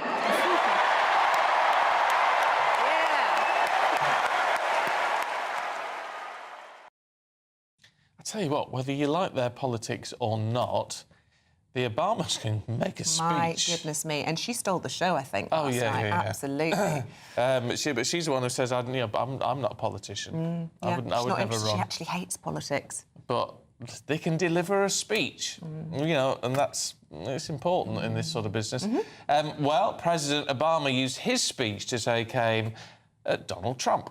There's the childish nicknames, the crazy conspiracy theories, this weird obsession with crowd sizes. The other day I heard someone compare Trump to the neighbor who keeps running his leaf blower outside your window every minute of every day. I mean, that's quite funny. Whatever your politics, you can just visualise that sort of leaf blower. Someone's going to make that into a meme, aren't they? Well, Trump on a leaf blower. And the crad size and all that sort of thing. Yeah, he does. This is a really, really big crowd. I mean, he has... Obama's got... A point. He's got a knack of giving a decent speech. Let's head to Chicago, where US political analyst Eric Ham joins us now. Good to see you, Eric. And look, away from the politics, in a sense, let's talk about the delivery, because that's hugely important. And they really did steal the show, didn't they? Oh, they certainly did. In fact, I think last night we had the preacher and Senator Warnock, Raphael Warnock, and tonight we had the professor and Barack Obama. And last night, Raphael Warnock took that entire crowd of more than 18,000 people to church. And tonight, Barack Obama, with his professorial background, took everyone to school. It was a very raucous crowd, and being in that arena, you could hear the people, but also just the way Michelle and Barack Obama really had control of the audience. When they wanted the audience to get excited and get engaged, they moved them. When they wanted them to be quiet, you didn't hear a pin drop in that entire place. And it was just amazing just how mesmerizing they still are after having been out of office already for more than a decade now. You know, any speechwriter will tell you that there has to be a key takeaway from any speech. And I suppose their message, loud and clear, was however hopeful we might all be feeling tonight and uplifted by the nomination of Kamala Harris, this is going to be a tight race. That's right. And they certainly, I think, splashed a lot of cold water on the Democratic Party tonight, because, again, we know that Kamala Harris has a lot of momentum, but they were also stealing this audience for what is still going to be a very competitive and a very tough fought race on both sides. And I think what we saw tonight is what you want to see from an entirety of a convention like this, whether it's Democrats or Republicans. You want to be able to steal your audience, steal your people, to get them engaged, to get them active. And I think that's what we saw. This was a pep rally, but it was also a moment to move the audience to actually act, to actually get involved. The tactics involved here, a lot of talk of hope, which obviously is what Obama went on the ticket with back in, well, 16 years ago, whenever that was. 2008, was it? 2008. But also, and I thought this was really interesting, he made a point, Barack, of talking about Donald Trump's age, where, of course, he'd been the youngest man on the ticket. Well, now he seems an awful lot older. I mean, it's quite an interesting tactic. It is, and I think what we're seeing here is this is a bit of duplicity that I think we're seeing from President Obama as well as from Democrats, because, look, just 3-4 weeks ago, it was Joe Biden who was the oldest presidential candidate ever.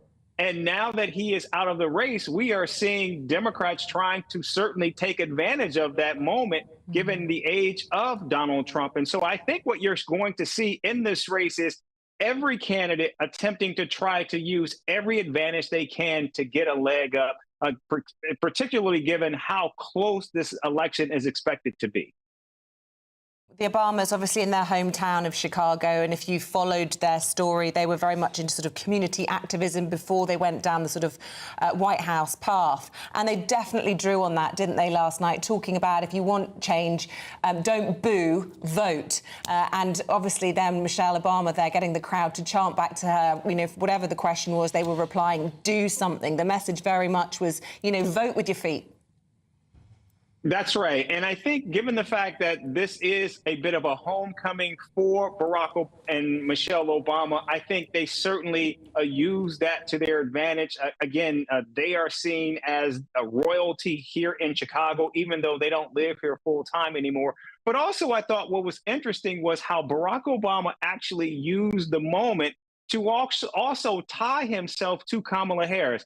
Two people of biracial descent with two names that some people may find difficult to be able to pronounce. And the fact that Barack Obama at a convention was catapulted into the ether of political stardom. And now you see here this nominating convention for Kamala Harris. Again, another biracial person who is running to break the biggest glass ceiling in American politics. And so Barack Obama, I think, and Kamala and Michelle Obama used all of these moments, I think, to great effect to a very adoring and eager audience tonight.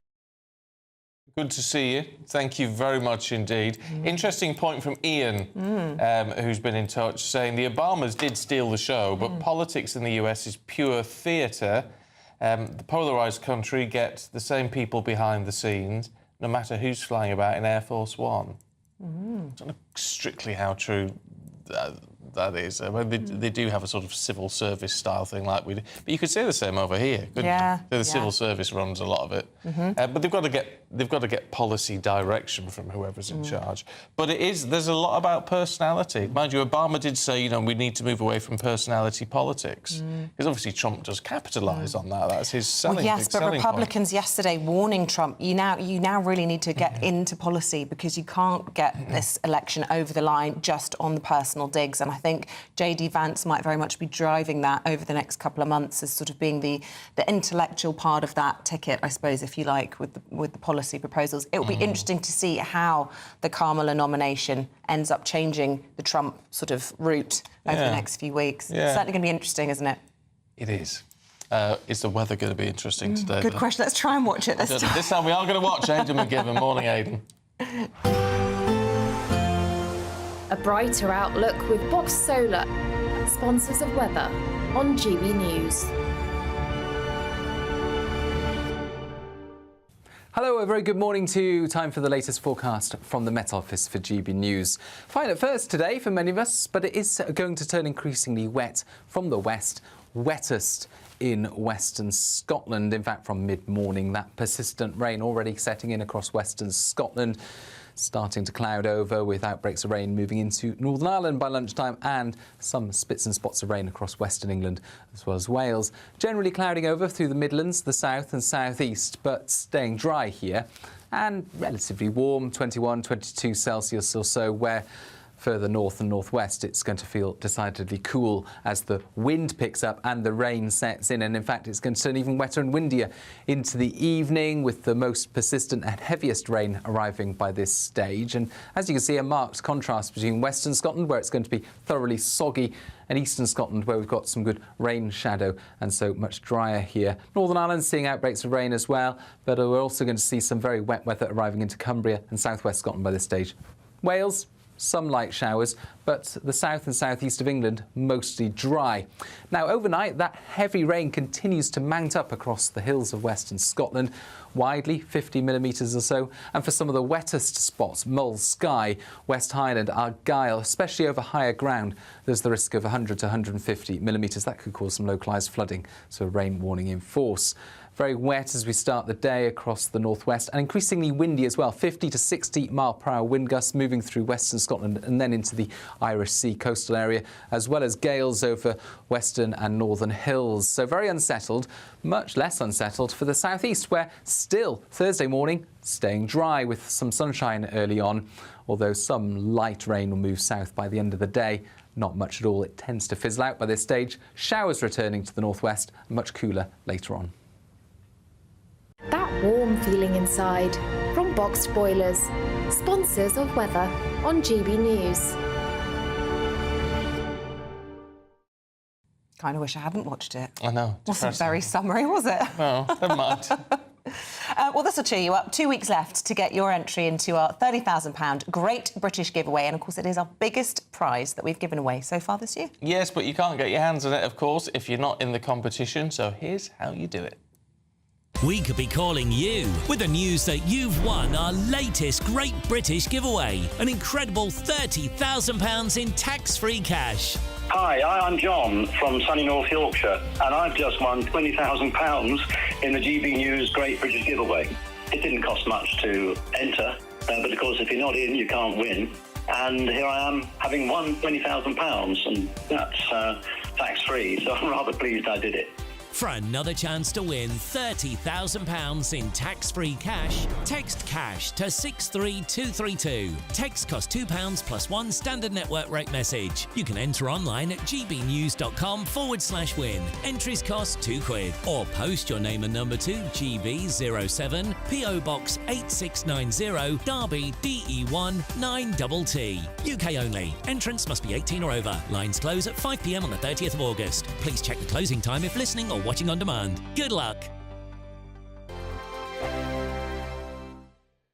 Hi there, I'm Michelle Dewberry and I'm going to take a second to tell you all about my show, Dubes & Co. We start off with the issues of the day. We then bring in both sides of the argument. We get rid of the disrespect. And then you throw me into the mix. And trust me, I'll tell it exactly how it is. And then, of course, the magic ingredient, you at home. We mix it all together and what have we got, in my opinion, the best debate show in town. Monday to Friday, 6 till 7 on GB News, Britain's news channel. Good afternoon, Britain. Your lunchtime update on the stories that matter across the UK. From breaking news and insightful analysis, inspiring stories and lively debates. You're comparing yourself to a former Prime Minister. Which is it? Stay informed, stay updated, stay entertained. I just don't know how anyone would not want to be there. Every weekday from midday. We are Good Afternoon Britain, only on GB News. Britain's news channel. I'm Christopher Hope. From pop stars to politicians, I'll interview anybody in a pub who's got a political opinion. Join me every Friday on Spotify, Apple Podcasts, YouTube or gbnews.com, or wherever you get your podcasts. This is GB News, the People's Channel. Every Saturday, 10 till 12, we'll bring you all of the news that you need to know. We'll also remind you that there is so much to smile about. It's my favourite time of the week. I get to relax, enjoy some light-hearted stories, and let Ellie teach me about fashion too. That's Saturday Morning Live, every Saturday, 10 till 12. Only on GB News, Britain's news channel. Join me, Neil Oliver, every Sunday night at 6 p.m. on GB News. And if an hour is not nearly enough for you, go to gbnews.com for special extended episodes online every Friday at 9 p.m, where we can truly get into the nitty-gritty of what's going on. GB News, Britain's news channel. Are the newspapers getting you down? My wife didn't divorce me that month. Struggling to separate the wheat from the chaff? I know that it's a bit of a circus at the best of times. Well, don't worry. Headliners has got you covered. We'll take the burden of reading the day's news, and if we get depressed, who cares? It's an occupational hazard, frankly. That's Headliners on GB News from 11 p.m. till midnight, and the following morning, 5 till 6 a.m. on GB News, the comedy channel. Nah, just kidding. Britain's news channel. Hi there, I'm Michelle Dewberry and I'm going to take a second to tell you all about my show, Dubes & Co. We start off with the issues of the day. We then bring in both sides of the argument. We get rid of the disrespect. And then you throw me into the mix. And trust me, I'll tell it exactly how it is. And then, of course, the magic ingredient, you at home. We mix it all together and what have we got, in my opinion, the best debate show in town. Monday to Friday, 6 till 7 on GB News, Britain's news channel.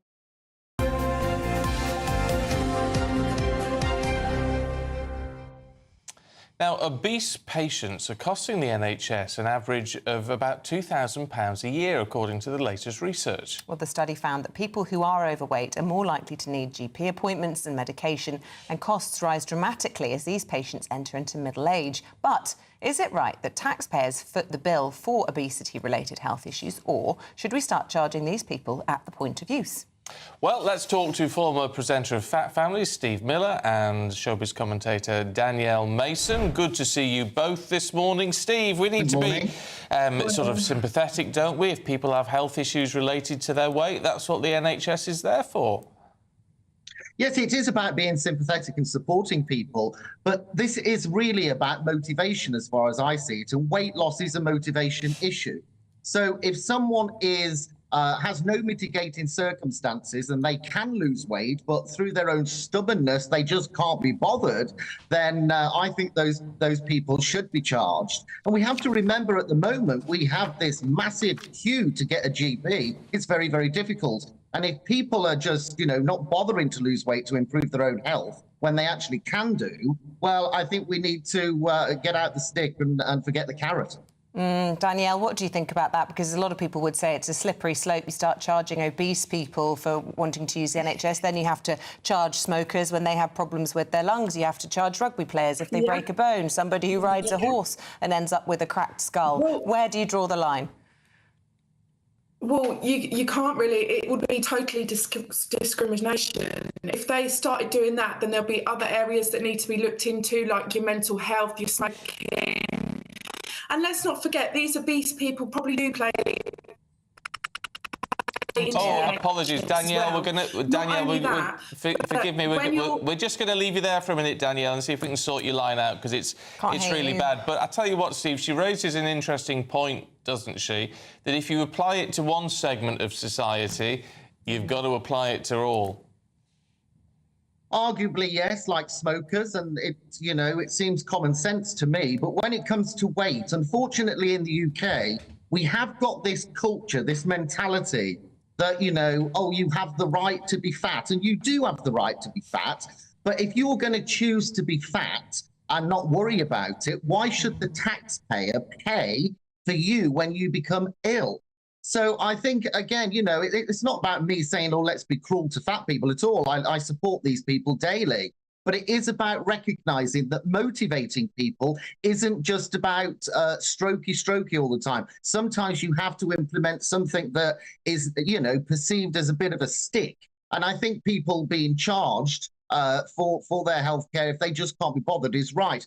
The difficulty with this, though, and I appreciate it, is that the actual operation, the management of it would be very difficult, because the admin burden would be horrendous. But my logical mind says that if a GP says to me, Steve, you're too fat, you need to lose weight, and there's no mitigating circumstances, like my mental health is absolutely fine, then there's no reason why I shouldn't lose weight. And if he or she warns me 3 times and I still can't be bothered, but I'm still booking loads of GP appointments, I think that GP is within their right to say, do you know what?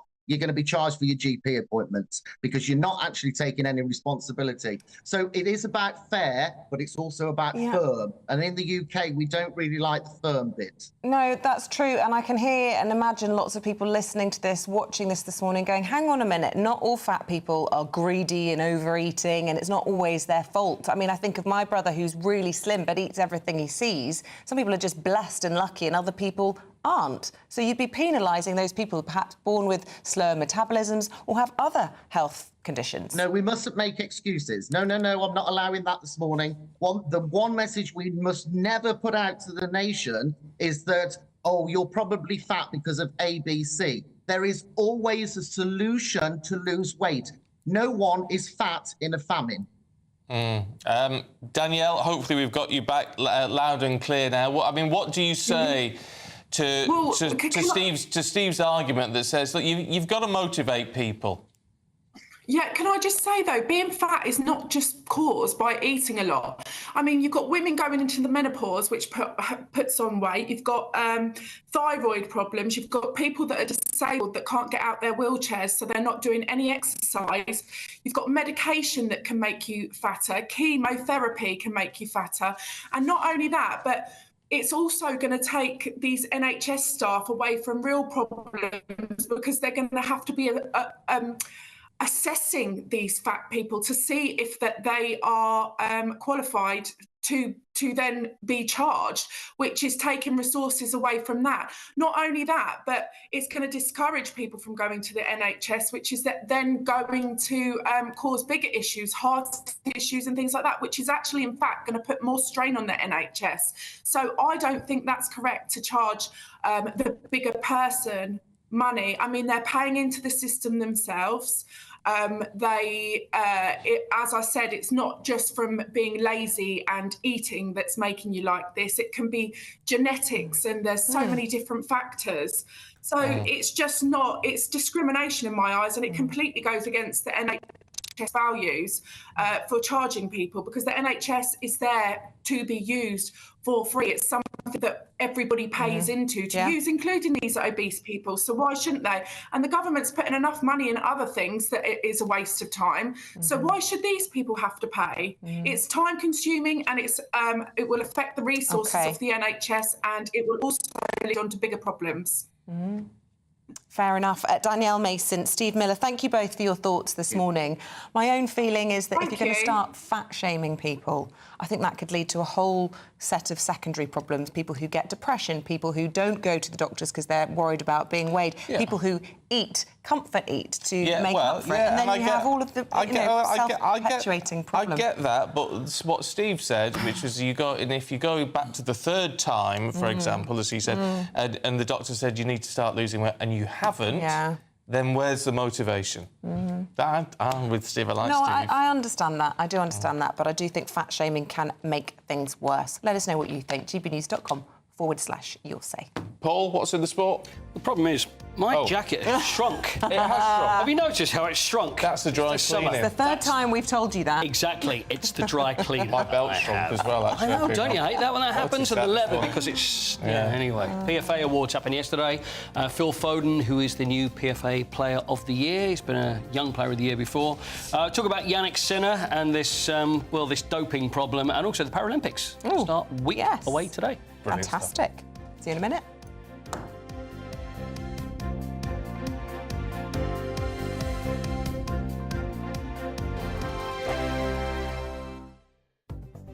The latest GB News travel.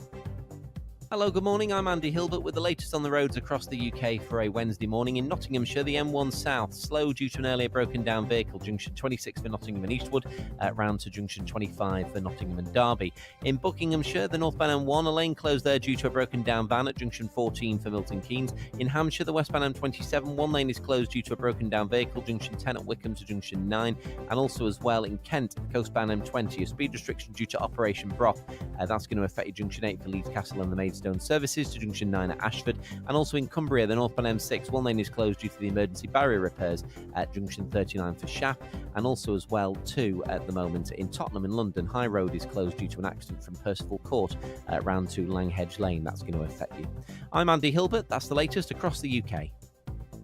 You can stay up to date throughout the day by visiting our website gbnews.com.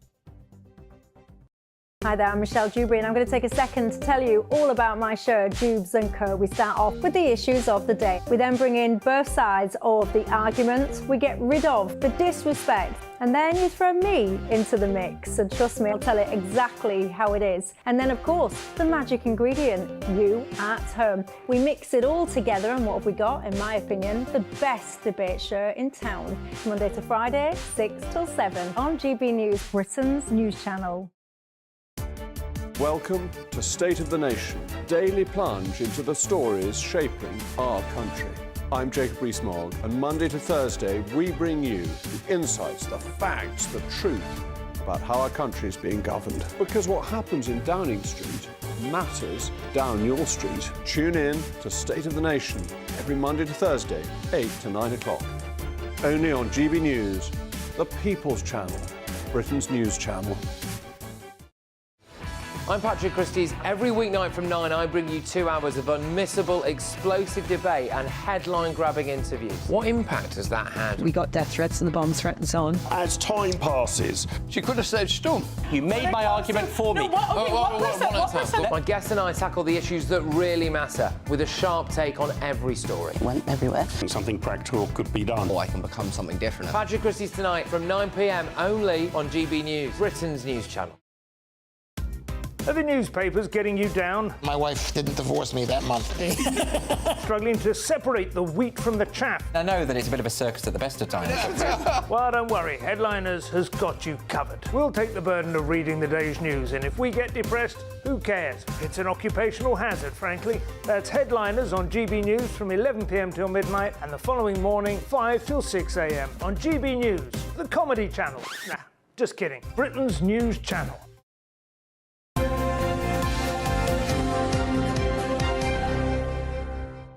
Time for the sport. Paul Coit with all the latest news, including the PFA Player of the Year. I love an award ceremony. And also the PFA Player of the Year. Used to be around March time, so now they've waited till the end of the season. It's the fellow pros that vote for their pros and vote for who they think is the best player.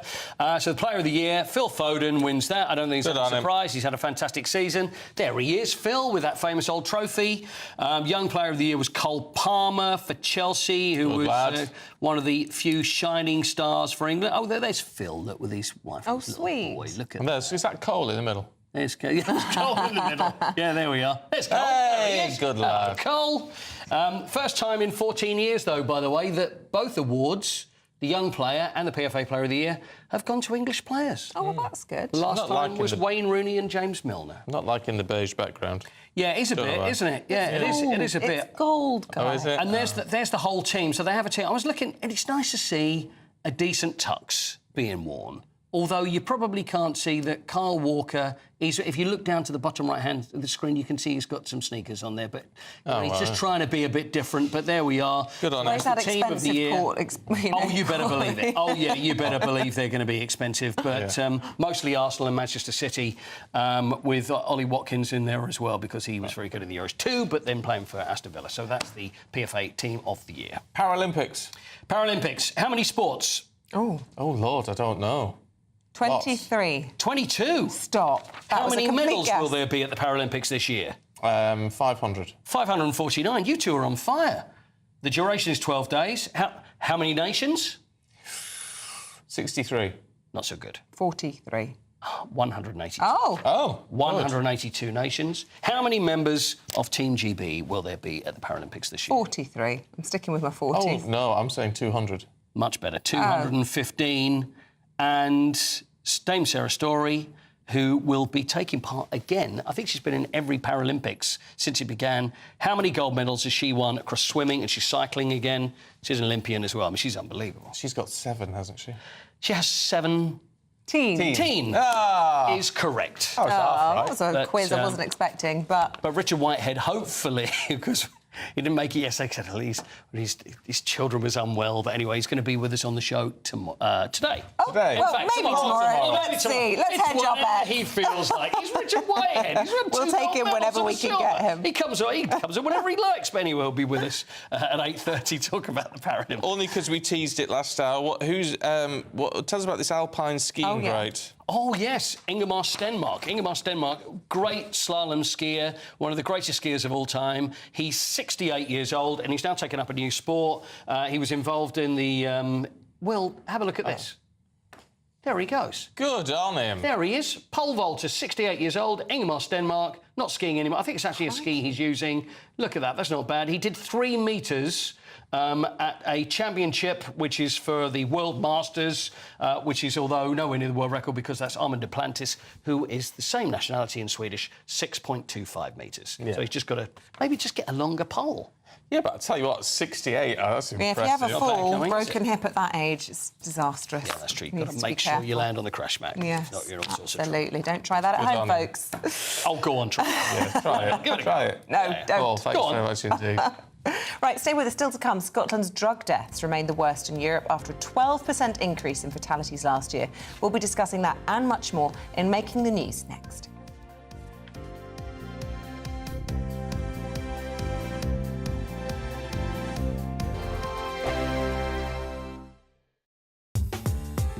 I'm Christopher Hope. From pop star to politicians, I'll interview anybody in a pub who's got a political opinion. Join me every Friday on Spotify, Apple Podcasts, YouTube or GBNews.com, or wherever you get your podcasts. This is GB News, the People's Channel. Martin Daubney, weekdays from 3 p.m. Sarah, welcome to the show. Obviously, you work for a tobacco company, so a little caveat there to slip in. Nevertheless, it's no surprise that the illegal market is growing so much. When you look at the cost of cigarettes in Britain, huge amounts of duty, and oftentimes, of course, criminality always finds its way into the system. Tell us more about your report. Absolutely. I mean, up to 90% of a packet of cigarettes is tax.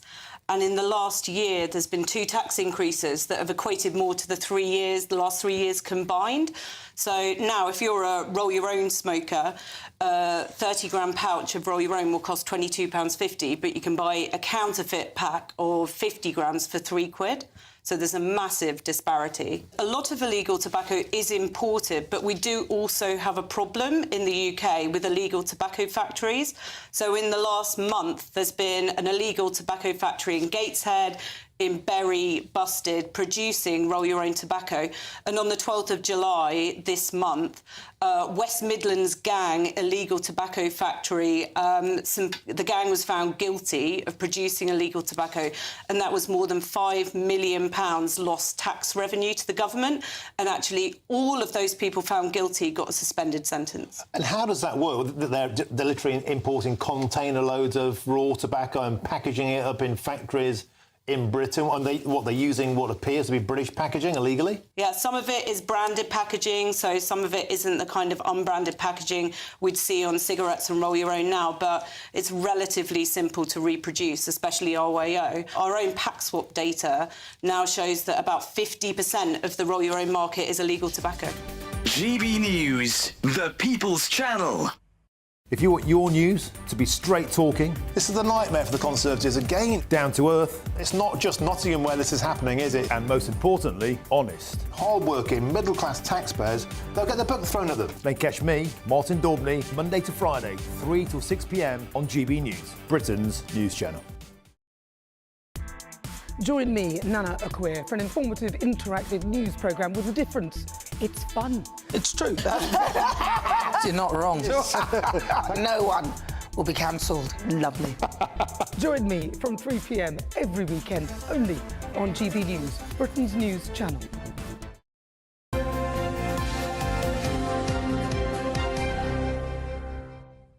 Welcome to the newspapers. We're going through those with Claire Muldoon and Renee Hundekamp this morning. And Claire, we're starting in your home country, Scotland. We are. And evermore, the drug problems there remain hugely concerning, but on the rise. On the 12% increase, the worst in the EU.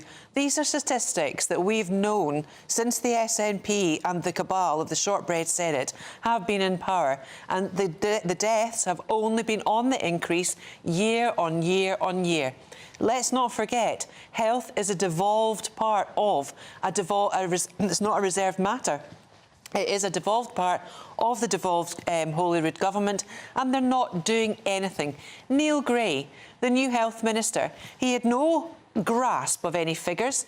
Like yesterday when he was interviewed, he had no grasp on how they can take things forward, and he had no grasp on how to get the percentages down. Now, we know the issues. It says here in the Guardian that the Taliban drugs cartel have managed to drop the opium in. Cocaine overdoses have gone up. A lot of medical staff in Scotland are actually using the methadone programmes, which we know don't work. And the SNP themselves opened up safe spaces in order for people to take drugs safely. Look, there is no safe way to take drugs. There is no safe way for people to get off drugs. The point is you should never be on them in the first place. I think you have to look at the socio-economic backlog of disasters of the SNP that have led people to this hopeless this essence of despair as to why they're taking them. Scotland predate the SNP, don't they? I'm thinking not as bad as they are. Stopping trains. My childhood. I mean, it's always been associated with Scotland. What did I call it? Oh, train spotting. Sorry. Look, Isabel, the fact is they're getting worse. They're not getting better. No, I know. And they had one job. About Scotland. It's quite interesting because obviously as a GP, I see people that are addicted to alcohol and drugs. And for me, the frustration always is if you do manage to get somebody a rehab position, which is what they need, really, really difficult to get. When they're finished and they're off whatever their addiction is, they plant them straight back into the environments which drove them to drugs in the first place with the same friends, the same dealers and the same socio-economic stressors. We need a much bigger picture that deals with housing, economy, all of this, and we need to treat it like a health problem, as they did with knives. And in Scotland, they did sort out the knife problem. But this, I think, there's a bit of snobbishness here that drug addicts don't really count. They're kind of the lowest of the low. Yeah, it's got to be sorted out. Renee, why is Kirsty Allsop coming under fire, according to the Mail? I don't know, because I want to applaud her. Really? I do. So she has let her 15-year-old son in the holidays go interrailing, and I think good on her. One of the major problems we have with our little wrapped up in cotton wool kids in school nowadays is that they can't cope with anything because they never expose themselves to risks and learn to navigate it. So when they come into the vicious workplace that we all know, they can't navigate it. Now, when my son was 11, he used to go all over London on the tube on his own. I did say to Claire, would I let my daughter now do that? I'd probably think about it. And Kirsty got some criticism because she said she probably wouldn't have let her daughter do it. But girls, I think, are at more inherent risk than boys. I went interrailing on my gap year, aged 18. No sooner had I left this country, we were catching the metro across Paris to then get the TGV down to Italy. And a man exposed himself to my best friend and me on the tube, and then he chased us through the metro. So, you know, you don't know what you're unleashing. You don't. 15 is a legal child. It was a month before his 16th birthday. I mean, and he was with a 16-year-old. I don't know how they got the accommodation, because I thought you had to be 18 to get accommodation. Notwithstanding that, the only place I would disagree with Kirsty Allsop in this is I wouldn't have let my son go because at 15 he was nuts. And would I have let my daughter go? It depends which one of them would want to go. There we are. It depends on the child. Thank you both. Let us know what you think. gbnews.com/you'll say. Here's the weather. A brighter outlook with Box Solar, sponsors of weather on GB News. Hello, a very good morning to you. Time for the latest forecast from the Met Office for GB News.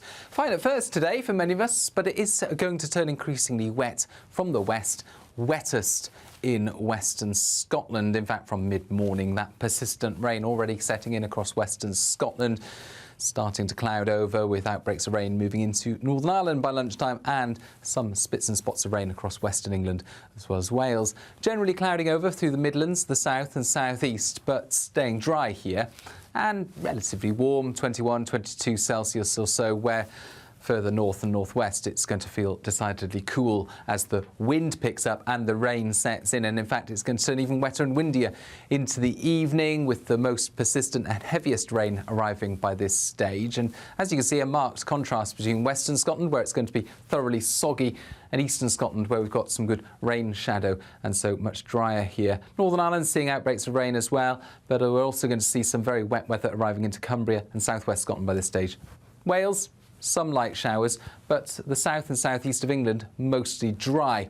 Now, overnight, that heavy rain continues to mount up across the hills of western Scotland, widely 50 millimetres or so, and for some of the wettest spots, Mull, Skye, West Highland, Argyll, especially over higher ground, there's the risk of 100 to 150 millimetres. That could cause some localised flooding, so a rain warning in force.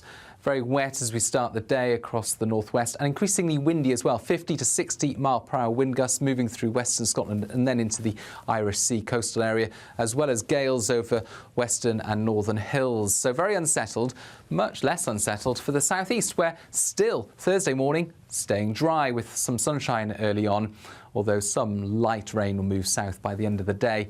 Not much at all. It tends to fizzle out by this stage. Showers returning to the northwest, much cooler later on. That warm feeling inside from Boxed Boilers, sponsors of weather on GB News. The latest GB News travel. Hello, good morning. I'm Andy Hilbert with the latest on the roads across the UK this morning. In Nottinghamshire, the southbound M1, that's slow due to an earlier broken down vehicle. Junction 26 for Nottingham and Eastwood to junction 25 for Nottingham and Derby. Currently in the Buckinghamshire area, the northbound M1, the earlier broken down van has gone at junction 14 for Milton Keynes, and also as well in Essex, the northbound M11. That's queuing at the minute due to an accident which is in Armour Hard Shoulder. That's junction 8 for Bishop Stortford to junction 9 for Saffron Walden. In Kent, the coastbound M20, a speed restriction due to Operation Brock in place. That's junction 8 for Leeds Castle and the Maidstone services to junction 9 at Ashford. And in Hampshire, the westbound M27, 3 lanes are currently closed due to a vehicle fire from junction 10 at Wickham to junction 9 for the A27 at Fareham this morning. And in Cumbria, the northbound M6, the lane closed at Shap due to emergency barrier repairs at junction 39 there this morning. You can stay up to date throughout the day by visiting our website, gbnews.com. Don't miss out on your chance to win a whopping £30,000 in tax-free cash to spend however you like. It's extra cash that could really make a difference to your coming year. You could find yourself on that holiday you've always wanted to take, buy that treat that always seemed out of reach, or just send some of those day-to-day financial stresses packing. £30,000 could be yours, but time is ticking. For another chance to win £30,000 in tax-free cash, text CASH to 63232. Text costs £2 plus one standard network rate message. You can enter online at gbnews.com/win. Entries cost £2. Or post your name and number to GB07 PO Box 8690 Derby DE1 9TT. UK only. Entrance must be 18 or over. Lines close at 5 p.m. on the 30th of August. Please check the closing time if listening or watching on demand. Good luck. I'm Michael Portillo. This is GB News, the People's Channel, Britain's news channel. Good afternoon, Britain. Your lunchtime update on the stories that matter across the UK. From breaking news and insightful analysis, inspiring stories and lively debates. You're comparing yourself to a former Prime Minister. Which is it? Stay informed, stay updated, stay entertained. I just don't know how anyone would not want to be there. Every weekday from midday. We are Good Afternoon Britain, only on GB News. Britain's news channel. I'm Arlene Foster on GB News, Britain's news channel.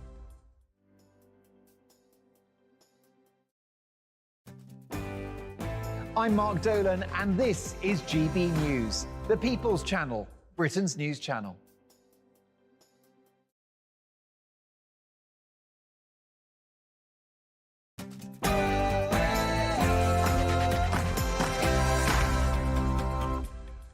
Good morning. Tech tycoon Mike Lynch's loved ones are hoping for a miracle. As divers begin day 3 of the search of the capsized super yacht, with 6 people still missing. Well, Italian authorities investigate whether an act of incompetence led to the disaster or whether freak weather could be responsible. Barack and Michelle Obama rally round Kamala Harris on day 2 of the Democratic National Convention as they give back-to-back speeches. Feeling that dread creeping back in. We got to pick ourselves up, throw water on our face, and what? America, hope is making a comeback. We have a chance to elect someone who has spent her entire life trying to give people the same chances America gave her. Someone who sees you and hears you and will get up every single day and fight for you. The next president of the United States of America, Kamala Harris. The Home Secretary, Yvette Cooper, launches her bid to boost Britain's borders as she confirms 100 new specialist officers will help Labour tackle smuggling gangs. The Liberal Democrats are challenging the government to relax planning laws in areas where social housing waiting lists are at a record high. We'll be speaking to their housing spokesperson, Helen Morgan, in just a moment. Is it time to ban vapes? That's as 10% of us take up the habit. And as 1 in 3 puppies being bought on impulse are getting sick before their first birthday, we're investigating the rise in bad breeders. Also, it's weigh-in day at Whipsnade Zoo. We're going to be joining them as the giraffes get that check. And in sport, Phil Foden was named PFA Player of the Year last night, with Chelsea's Cole Palmer named Young Player of the Year. The Paralympics begins in Paris in exactly 1 week, and one of our greatest athletes, two-time gold medalist Richard Whitehead, joins us live shortly. Some parts of the UK will experience 150 millimetres of rain during the next 36 hours. Other parts of the UK will stay entirely dry. Find the full details in the forecast coming up soon. Just gone 8 o'clock. I'm Stephen Dixon. I'm Isabel Webster, and this is GB News Breakfast.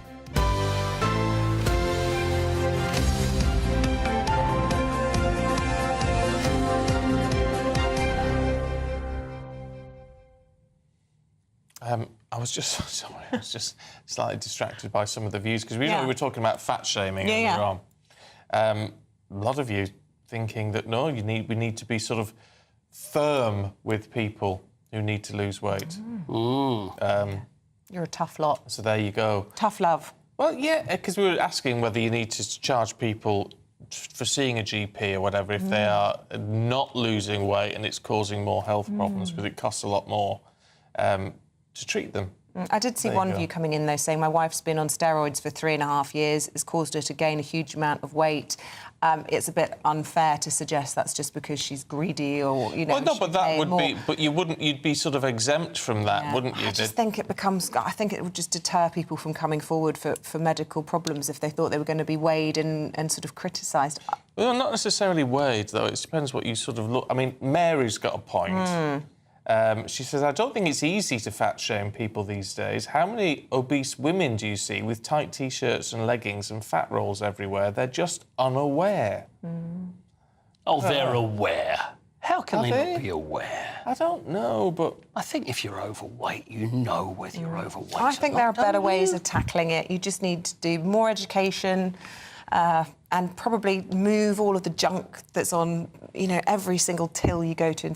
Because that's easy. I mean, it's always a problem. If you want to lose weight, and the thing is, sometimes you just say, oh, you know what, I'll just have that. It's so much you've got to be dedicated to doing it. It's not as easy as people think it is. I know, let's do a fad diet. I know, we'll do that. All of a sudden, I'm going to drink shakes for the next 2 days and nothing else. And then they stop, and then it goes back again. I know.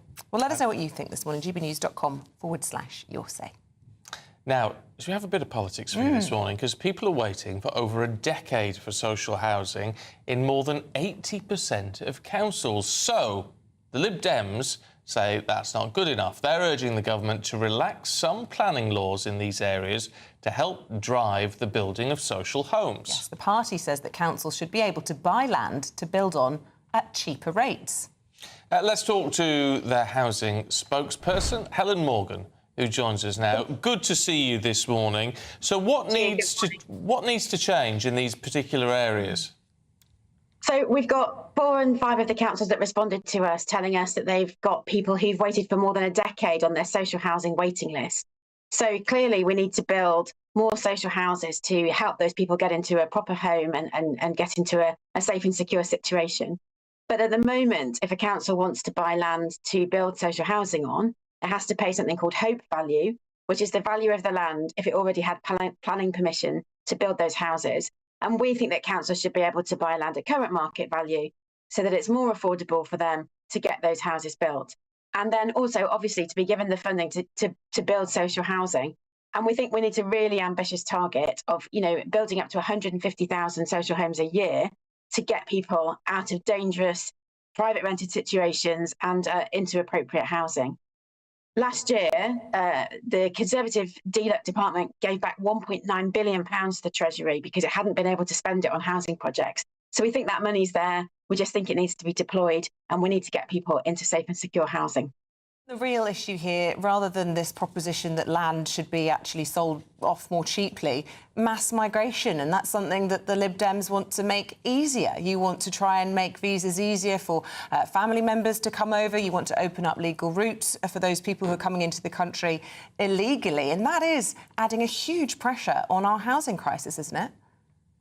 No, I think every government has said that we need to build housing at scale, that we need to be building at least 300,000 homes a year. We've failed to do that repeatedly over decades. We haven't built housing at scale since the 1950s. And that's why we've got millions of people, 1.2 million people on social housing waiting lists, families that will have inappropriate housing. They're living in, 7 people in a 2-bedroomed house is one case that I'm trying to deal with at the moment. We need to recognise that young people need somewhere to live. And I think that immigration is a factor, but it's not the primary driver. We have just failed to build housing for the modern generation. It's a fair point, though, isn't it, to say, well, yes, all right, build more houses, enact a plan like yours to make that even more possible, but actually, at the same time, try and reduce some of the demand from people coming in.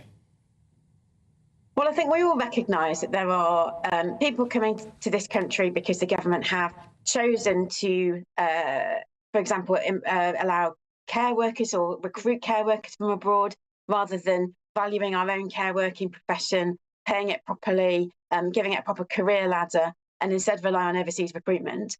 And that's led to high levels of immigration, and we need to change that. We need to value our care sector properly and make it a desirable career for people who are here to go into. But we also need to deal with the problem of illegal migration, of criminal gangs exploiting some of the most vulnerable people in the world. And we've said repeatedly, let's invest in the Home Office to deal with the backlog of those claims. Let's sort out safe and legal routes to break up those criminal gangs. And let's work internationally to try and reduce the problem of people moving around, perhaps unnecessarily. Helen, whilst I've got you, I want to talk to you about another announcement by the Lib Dems. We don't often get a Lib Dem round, so I'm just going to take this opportunity while I've got it. Yesterday, the party have announced that they want to introduce a VAT exemption on sun cream to try and prevent the rise of skin cancer. There's some suggestion that when VAT was removed from tampons, it didn't actually make them cheaper for consumers. That benefit was just felt by the retailers and indeed by the suppliers. Are you confident that if this did happen, and you can see why you want it to, it would actually make any difference to people who are trying to stop themselves getting skin cancer? Yeah, so lots of people, I can't remember the exact proportion actually, but a high proportion of people said that they didn't buy sun cream because it was too expensive. And so one thing that you can do as a government to influence that is to reduce the VAT on it. And if sun cream manufacturers want to sell more sun cream, then they should be able to do that at the reduced cost if there's evidence that the reason people aren't buying it is because it's too expensive. And we think it's a good investment of taxpayers' money because we've seen skin cancer rates absolutely soaring. And obviously that's really problematic for the person who is suffering, but it's also very expensive to treat. So let's try and get on top of the problem. Prevention is always better than cure. And where you've got evidence that people aren't buying a product because it is too expensive, then those manufacturers have an opportunity to sell more if they're able to bring the price down. OK, Helen, good to see you this morning. Thank you very much indeed. Appreciate it. I've got to say on that one, it's an interesting proposition. But I was just looking online at a chemist, very famous large chemist, you know the one, and their own brand, which actually has got a very good reputation, Factor 50, £4.50 for 200 ml. And it just, I come back to the point about taking off the VAT on tampons was designed, to help women with something that they can't avoid, menstruation, and actually all that happened is that the profit was absorbed by the high street pharmacies and the like, and the consumers didn't feel the benefit of it. So whilst I understand why they might want to do it, I'm not sure it would work. It was a bit like that at the petrol pumps, wasn't it, when they reduced fuel duty for a little while. I don't know, 12 months ago, 18 months ago. Did we see prices come down? Prices didn't really come down at the pumps, did it? They just pocketed more money. So, yeah, it's a good idea in principle, but does it actually work? Maybe we should just reduce VAT on everything by 0.5% or something. That'd add up over the year. Anyway. Right, let's turn our attention to the super yacht story then. Ongoing, of course, the English tech tycoon Mike Lynch and his daughter remain missing among 6 who are still believed to be under the water in the luxury yacht which sunk off the coast of Sicily. Well, Mr Lynch's former business partner, David Tabizel, shared his thoughts on GB News about his friend as the search continues. Any chance of him surviving this, he has the strength to do this, and I hope that we aren't talking the past tense. Well, divers are now searching the waters for a 3rd day as Italian officials begin to investigate what exactly led to the sinking. Well, let's head to Porticello in Sicily. Adam Cherry is there for us this morning. Adam, what's the latest in this ongoing search? Well, the latest is there's now an investigation into whether open hatches and windows led to the sinking of this super yacht. This is an important investigation to conduct because there are questions over why this was the only yacht to sink from the pier on Monday morning. There are lots of other boats around there. I've been here all day. I was there all day yesterday. And if that is the explanation, then we'll have a clear understanding of why this happened so quickly. And as we know, we have 15 people who were rescued. 3 of those have now been discharged from hospital. The search continues for its 3rd day, and every minute that goes by, unfortunately, I think people become less hopeful that we'll have a good resolution to this. Hey, Adam, well, I know you'll keep us updated on any developments in that story. An absolutely agonising wait for all of those waiting for news of their loved ones. And, of course, we send our best wishes to all of those as well, waiting for news. Now, if you're thinking about getting a new puppy, you'll have heard this before, but make sure you do background checks beforehand. Yes, according to new research out today, 1 in 3 puppies are actually getting quite sick or dying before their first birthday, with lots of people not looking into their breeders before they buy. But one person who knows all about it is Charlotte McNamara from the Kennel Club, who joins us with Bruce. Lovely. Well, it's especially lovely to see Bruce, but good to see you as well, Charlotte. Morning. What is going on here? Because we all know about bad breeders, we know about puppy farms, we know we've got to do our research, so why are people not doing it? Yes, unfortunately, our Puppy Wise campaign has shown that there's a real convenience culture. 2 in 3 owners have found their puppies through social media, and 31% of people have spent less than 2 hours doing research before they go and buy a puppy. So it's really alarming, and we're trying to kind of highlight the research from Be Puppy Wise as part of the Kennel Club's campaign to get people to a responsible breeder and have a really positive experience buying a puppy. What on earth can go wrong then with a puppy if it does come from somebody who happens to have had a litter and posted or advertised it on social media? I mean, I might be naive in thinking that possibly people can get healthy animals that way, but what seems to be the major problem? Of course, there's just some real red flags that you need to look out for. So a responsible breeder is always going to ask you a lot about your suitability. It's not going to feel transactional. And unfortunately, we're seeing a lot of people buying puppies on social media. It's a really quick transaction. A responsible breeder should ask you a lot of questions. 80% of people, as part of our Be Puppy Wise campaign research, were not asked any questions at all. So that's a real red flag. And unfortunately, 61% of the people that bought puppies through social media did have unexpected costs and vets bills, behavioural issues following that purchase. So there really are just better ways to find a puppy and a dog that's suitable for you. So are we talking about, as Isabel said, if people have had a litter, perhaps an unexpected litter, and they decide to sell, I mean, is that the case of what we're seeing on social media, or is it a case of people who you would suspect are running puppy farms and actually doing things quite badly?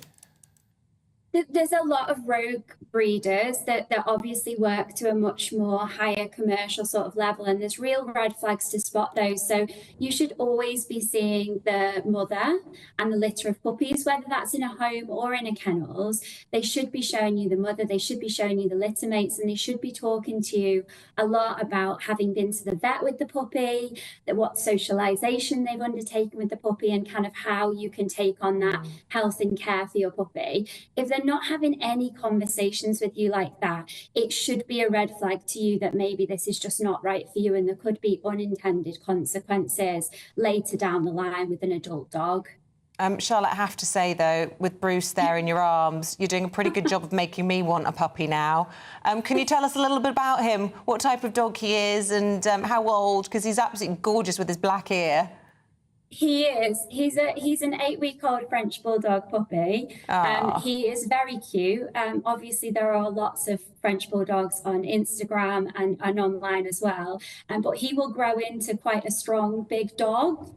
And so anybody that's looking for a French Bulldog, one of the first things that your breeder should be talking to you about is health, because French Bulldogs can have a lot of health issues. So if you're interested at all in a French Bulldog, first red flag for a road breeder or somebody you shouldn't buy a puppy from is if they don't start talking to you about health and how they've kind of undertaken health testing of their dogs prior to breeding. So that's the first thing. Never buy a French Bulldog from anybody if they're not really passionate about health and they can tell you a lot about health testing before they bred for their puppies. I mean, I tell you what, that's the big thing, though, isn't it, with any dog, actually, or indeed with a cat.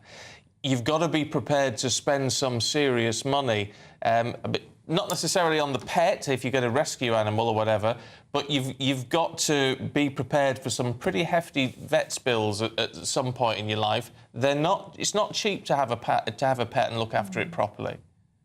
No, and that's the real problem with this convenience culture. We see these puppies online, they make us feel good.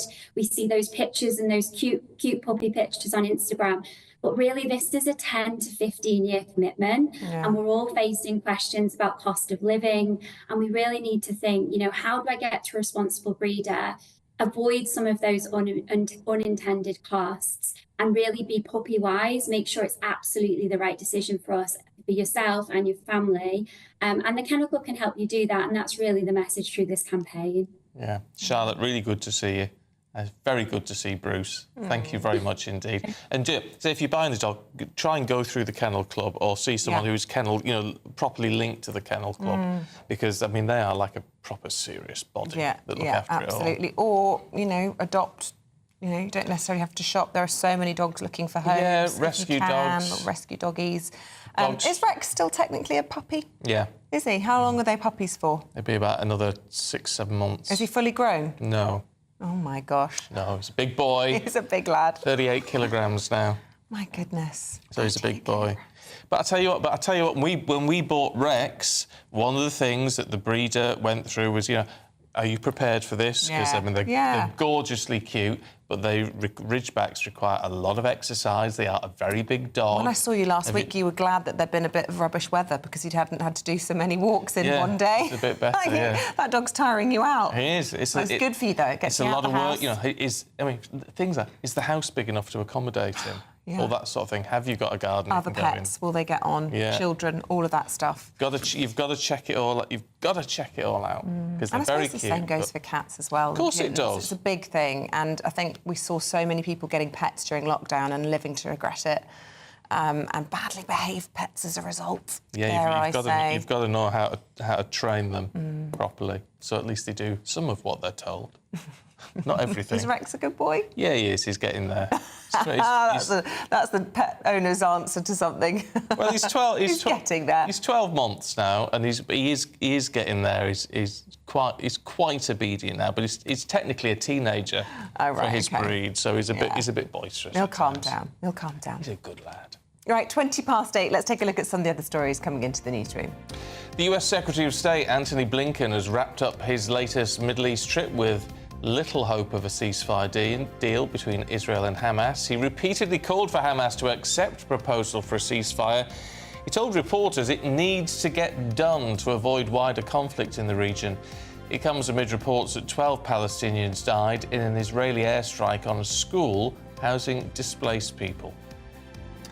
2 people have been arrested after a young girl was stabbed in Christchurch, Dorset. The victim, who's reportedly aged 8, was taken to hospital. Her injuries are not believed to be life-threatening. A man in his 20s has been arrested on suspicion of causing grievous bodily harm, and a woman in her 50s has also been arrested on suspicion of assisting an offender.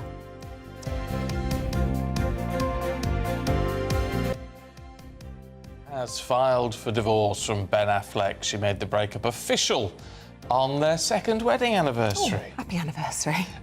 Over 2 decades, they've been engaged twice to each other, but it's Lopez's 4th marriage and Affleck's 2nd.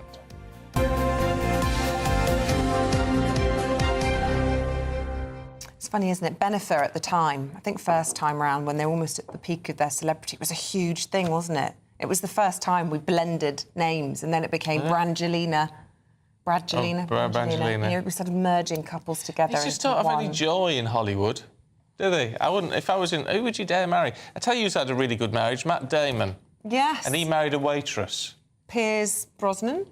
Yeah. He's been married a long time. There's a few others that have survived the test of time. Matthew McConaughey. But a lot of it is when they marry people outside of the business. Yeah, and that allows for one of them to be a star. 2 stars. Can you have that in a marriage? Don't know. Not a problem that I'm ever going to have to worry about. No, not with your husband. Or with me. Right, let's take a check on the weather. Aidan McGibbon with all the details.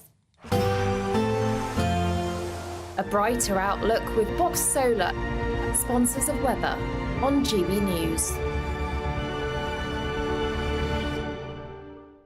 Hello, a very good morning to you. Time for the latest forecast from the Met Office for GB News. Fine at first today for many of us, but it is going to turn increasingly wet from the west, wettest in western Scotland. In fact, from mid-morning, that persistent rain already setting in across western Scotland, starting to cloud over with outbreaks of rain moving into Northern Ireland by lunchtime and some spits and spots of rain across western England as well as Wales. Generally clouding over through the Midlands, the south and southeast, but staying dry here and relatively warm, 21, 22 Celsius or so, where further north and northwest, it's going to feel decidedly cool as the wind picks up and the rain sets in. And in fact, it's going to turn even wetter and windier into the evening, with the most persistent and heaviest rain arriving by this stage. And as you can see, a marked contrast between western Scotland, where it's going to be thoroughly soggy, and eastern Scotland, where we've got some good rain shadow and so much drier here. Northern Ireland seeing outbreaks of rain as well, but we're also going to see some very wet weather arriving into Cumbria and southwest Scotland by this stage.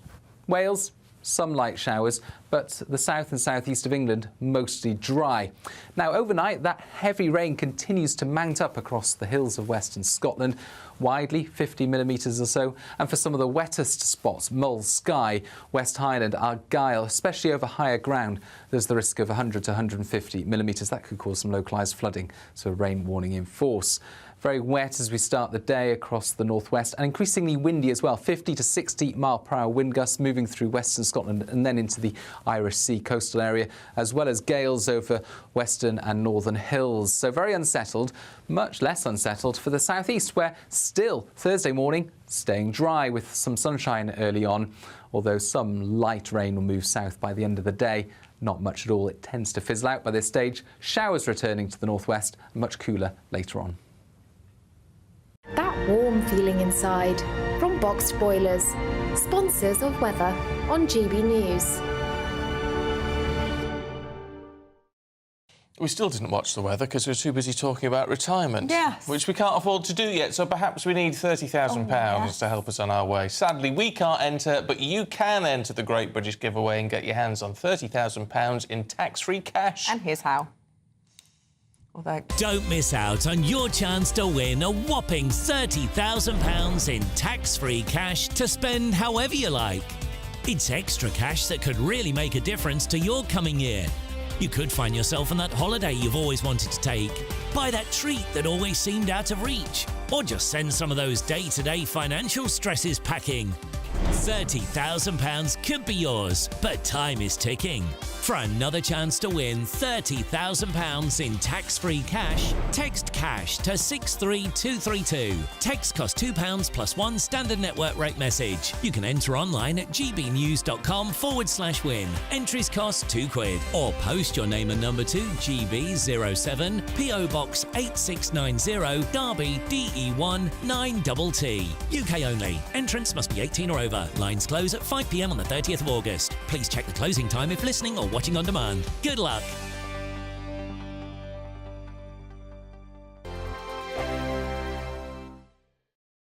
This is GB News, Britain's news channel. With record temperatures expected this week, how do zoos keep their cooler creatures cold? Well, at Yorkshire Wildlife Park, the polar bears are enjoying a vegetable ice block. Polar bears, they do have quite a variety of different temperatures that they naturally do find. Once they're moving off these polar ice caps, they are in the likes of down in the areas of Canada, Hudson Bay. Naturally, they were finding polar bears in 35-degree temperatures year upon year. So they are very much used to warm temperatures and heat waves as such. What you'll tend to find is they'll go for a good swim and then go for a snooze in the shade thereafter. Not wanting to miss out, the sea lions are treated to a huge fish lolly. In the hot weather, it's really important to give them ice because these guys, they don't drink salt water. These pools are actually saltwater pools. They actually drink fresh water. They've got 2 freshwater pools in their house, but again, being able to provide that in their outside enclosure is also really important. So offering them ice with their fish is not only enriching, but it's actually beneficial to their welfare as well. Other animals like the lemurs will be basking in the sun, but also cooling down with frozen sweet potato. So we've got 3 different species of lemur here. They come in all different shapes, colours, sizes, but they are native to Madagascar. Madagascar can get quite hot, understandably, so throughout the cold months here in Yorkshire, we do give them a nice heated house all year round, but especially making sure it's nice and warm in the winter for them. And it does mean that in the hot spells as well that we're able to keep our eyes on them and try and give them things that make them a bit more comfortable with that incoming hot weather as well. The frozen food on offer here certainly has the seal of approval on what could be the hottest day of the year. GB News, the People's Channel. I'm Patrick Christie's. Every weeknight from 9, I bring you 2 hours of unmissable, explosive debate and headline-grabbing interviews. What impact has that had? We got death threats and the bomb threat and so on. As time passes, she could have saved Storm. You made my argument for me. My guests and I tackle the issues that really matter with a sharp take on every story. Went everywhere. Something practical could be done. Or I can become something different. Patrick Christie's tonight from 9 p.m. only on GB News, Britain's news channel. Are the newspapers getting you down? My wife didn't divorce me that month. Struggling to separate the wheat from the chaff? I know that it's a bit of a circus at the best of times. Well, don't worry, Headliners has got you covered. We'll take the burden of reading the day's news, and if we get depressed, who cares? It's an occupational hazard, frankly. That's Headliners on GB News from 11 p.m. till midnight, and the following morning, 5 till 6 a.m. on GB News, the comedy channel. Nah, just kidding. Britain's news channel.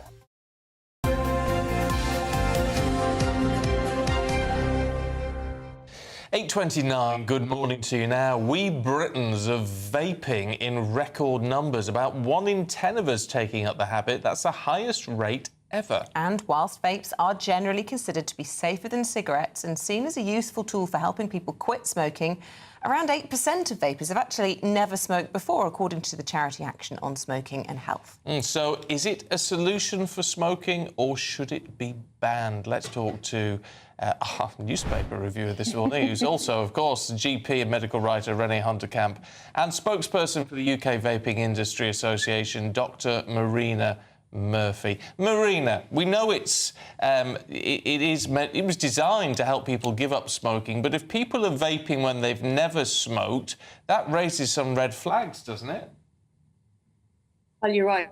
They were designed to help people quit smoking, and I think they have been very effective at achieving that, because if you look at the figures, the quit attempts are at their highest levels, and the successful quit attempts are at their highest levels, and the numbers of people who are smoking are at their lowest levels. So I would say overall, they've been a very successful product, and they've been the most successful product to date, because nicotine replacement therapies have been available for decades, but they haven't appealed to consumers. They haven't been successful in a way that the vaping products have been.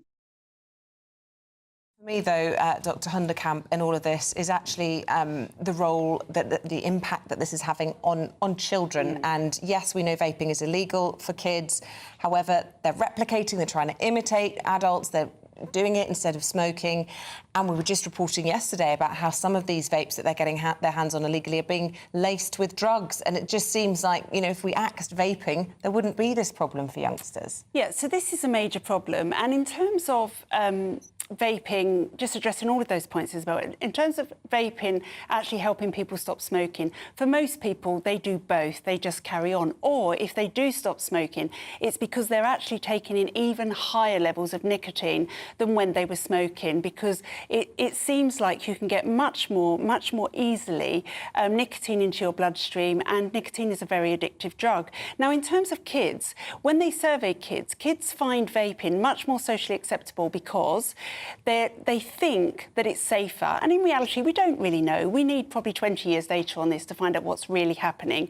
And let's not forget that in the US, for example, in 2020, there were 68 deaths from vaping, 2,800 vaping-induced lung injuries. So we don't know about the long-term safety because we don't actually know what chemicals are in them. And as you rightly say, Isabel, there are chemicals in some of these, especially the black market ones, that could be just equally toxic.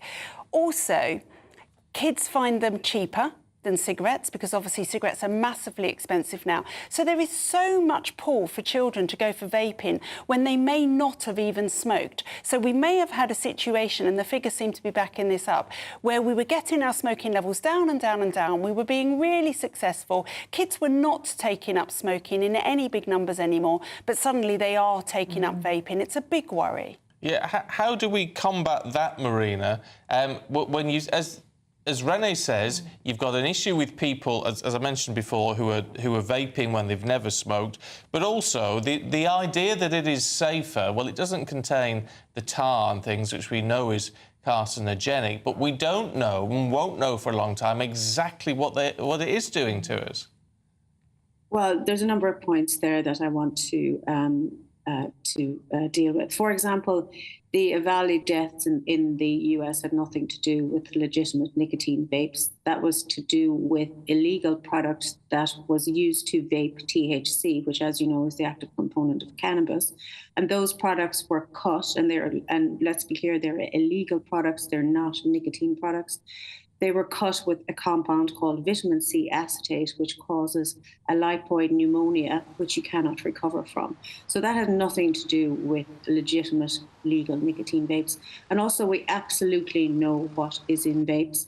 In order to be a legal compliant product, you have to provide the regulatory authority with a defined list of tests to show that there is no detectable level of harmful products. But Dr. Murphy, sorry to interrupt, just on that point, no one's disputing that you don't know what's in the legal forms of it. The question is whether we know the long-term risks from those, because it hasn't been around long enough. Well, they have been around for at least 20 years. So it's not true to say that we don't know anything. I think we know a lot of things. And much like when we develop a drug in these days, you know, there are lots of tests and modelling that we can do, much like we'll say the COVID vaccine or any vaccine. We don't have to wait for 10 or 20 or 30 years to make a decision that, you know, on the balance of things, that the risk is worth the benefit. So I would argue that we do know a lot. We do know a lot, and these products have been around for a long time. Youth access is absolutely a problem. And as you said, these problems are illegal. They're not meant for anybody over 18. And again, like I said, there are lots of unscrupulous manufacturers and retailers that have no problem putting these on the shelves. And this is an issue that needs to be addressed, because like we, the legitimate industry, you know, are very unhappy with what is happening with these illegal products. And you know, trading standards, for example, needs to be resourced to be able to deal with these kind of things, because it's not right that you go down the high street and you see a sweet shop that's also selling vapes that look very much like the sweets. In fact, you can hardly tell the difference between one thing and the other. Now, that's not to do with the legitimate industry. That it is illegal in a lot of cases. Most of those products are not compliant. And of course, you can't know what's in a product that's not compliant, and that's not right. OK, look, really good to talk to you. Dr. Marina Murphy, Dr. Renee Honderkamp, thank you both very much indeed. Thank you. Right, stay with us. Still to come, we're going to be talking to one of Britain's best Paralympians. That's in just a moment. Don't go anywhere. The latest GB News travel. Hello, good morning. I'm Andy Hilbert with the latest on the roads across the UK this Monday morning. Currently at the minute in Nottinghamshire, the southbound M1, that's moving better. There was an earlier broken down vehicle, junction 26 for Nottingham and Eastwood to junction 25 for Nottingham and Derby. In South Yorkshire, the southbound M1, a lane closed due to a broken down vehicle there, junction 36 for Barnsley South and Hoyland to junction 35 for Rotherham and Chapeltown. And in Essex, the northbound M11, severe delays. It's an accident now on the hard shoulder, junction 8 for Bishop Stortford to junction 9 at Saturn Weldon. In Hampshire, 2 lanes closed on the westbound M27. This is due to the recovery work following this earlier vehicle fire at junction 10 for Wickham to junction 9 for the A27 at Fareham. Traffic's looking pretty heavy there. And in Cumbria, on the northbound M6, 1 lane is closed due to emergency barrier repairs at the minute around junction 39 for Shap. And traffic obviously coping okay despite that there over the tops. Europe Today. You can stay up to date throughout the day by visiting our website, gbnews.com. I'm Christopher Hope. From pop stars to politicians, I'll interview anybody in a pub who's got a political opinion. Join me every Friday on Spotify, Apple Podcasts, YouTube or gbnews.com, or wherever you get your podcasts. This is GB News, the People's Channel.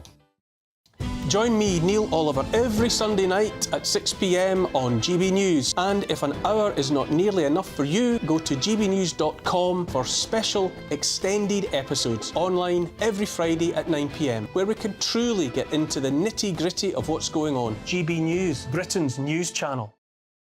We're proud to be GB News, the People's Channel. And as you know, we always love to hear your views. Now, there's a new way of getting in touch with us at gbnews.com/your say. By commenting, you can be part of a live conversation and join our GB News community. You can even talk to me, Bev Turner, or any of the members of the GB News family. Join me, Camilla Tominey, for a frank and honest discussion with those in power that cuts through the spin and gets to the heart of the issues shaping our nation. You haven't confirmed that you want to stand as leader, but you haven't ruled it out either. This report basically says that he's not fit to stand trial. Is he indecisive? Incompetent? I deliver the dose of reality Westminster needs. That's the Camilla Tominey Show at 9:30 every Sunday on GB News, the People's Channel, Britain's news channel. Welcome to State of the Nation, daily plunge into the stories shaping our country. I'm Jacob Rees-Mogg, and Monday to Thursday we bring you the insights, the facts, the truth about how our country is being governed. Because what happens in Downing Street matters down your street. Tune in to State of the Nation every Monday to Thursday, 8 to 9 o'clock. Only on GB News, the People's Channel, Britain's news channel.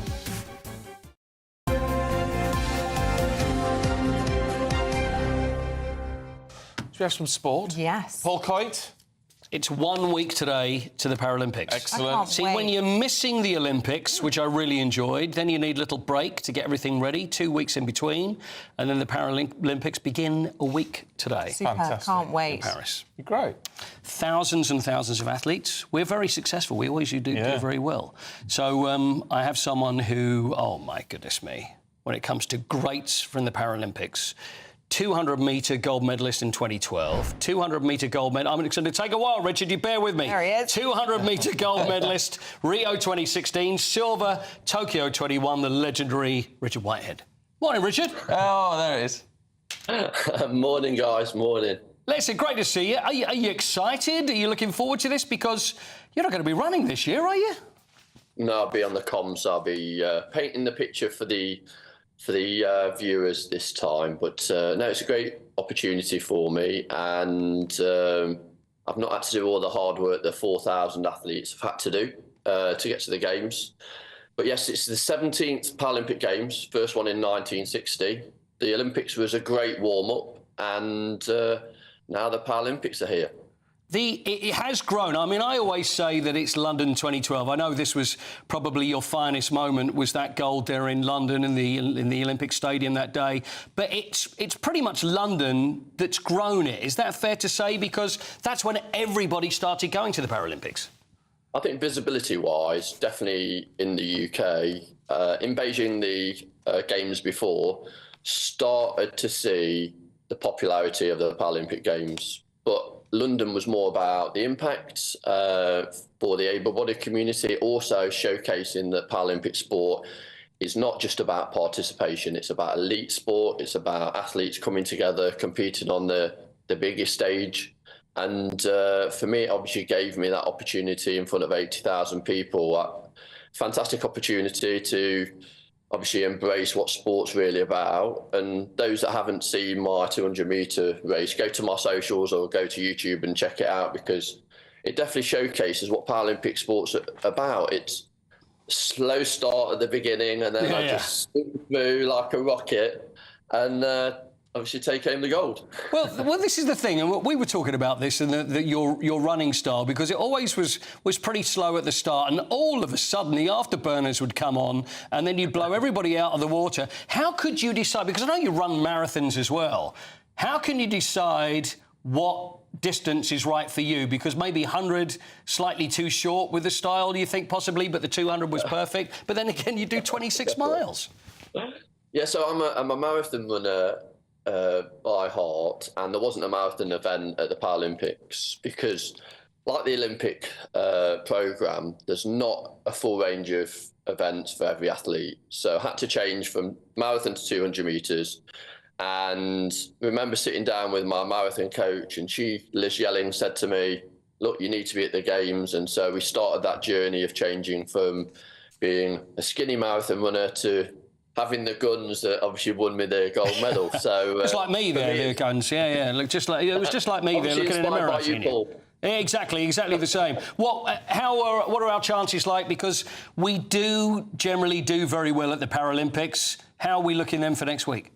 A lot of investment from UK sports within the Paralympic movement and National Lottery. We've got some fantastic athletes and teams that are out there over the 22 sports. People like Will Bailey, Sarah Story, David Weir, Ellie Chalice. The men's rugby team have got some fantastic opportunities to come back with some gold.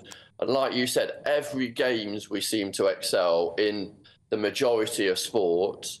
And also, I think for me, it's not just the medals that have been home. Yep. It's also the hope that it brings the wider community around the power of sport. Richard, always good to speak to you. Hopefully, if you're around, you can spare us 5 minutes. We'll speak to you from Paris over the next couple of weeks. For sure. Good stuff, Richard Whitehead. Thank you very much. What a legend he is. Whetting my appetite. I love the Paralympics. It's just, you have such a high after the Olympics, and especially, obviously, when he did so well at 2012. There's a gap in your life, It brings it back. Yeah. I love the fact you said it was the Olympics was a warm-up. Yeah. I love it. That's the right attitude. You know what? I didn't even pick up on that, and I was just like, yeah, absolutely. But when he says about do have a look at when he ran that 200 metres, and we've spoken about it over the last couple of days. Slow start, and all of a sudden, it would just be like a rocket. Yeah. Brilliant. Absolutely fantastic. It's great viewing as well. Can't wait to watch it. And, yeah, let's hope we replicate some of his success. And I wonder what the opening ceremony is going to be like this year. Well, weird and wonderful, I'm sure. The last one, who knows? We've had time to reevaluate. Paul, thank you. Pleasure. Still to come, we're going to be crossing live to see some giraffes getting weighed at Whipsnade Zoo. As you do.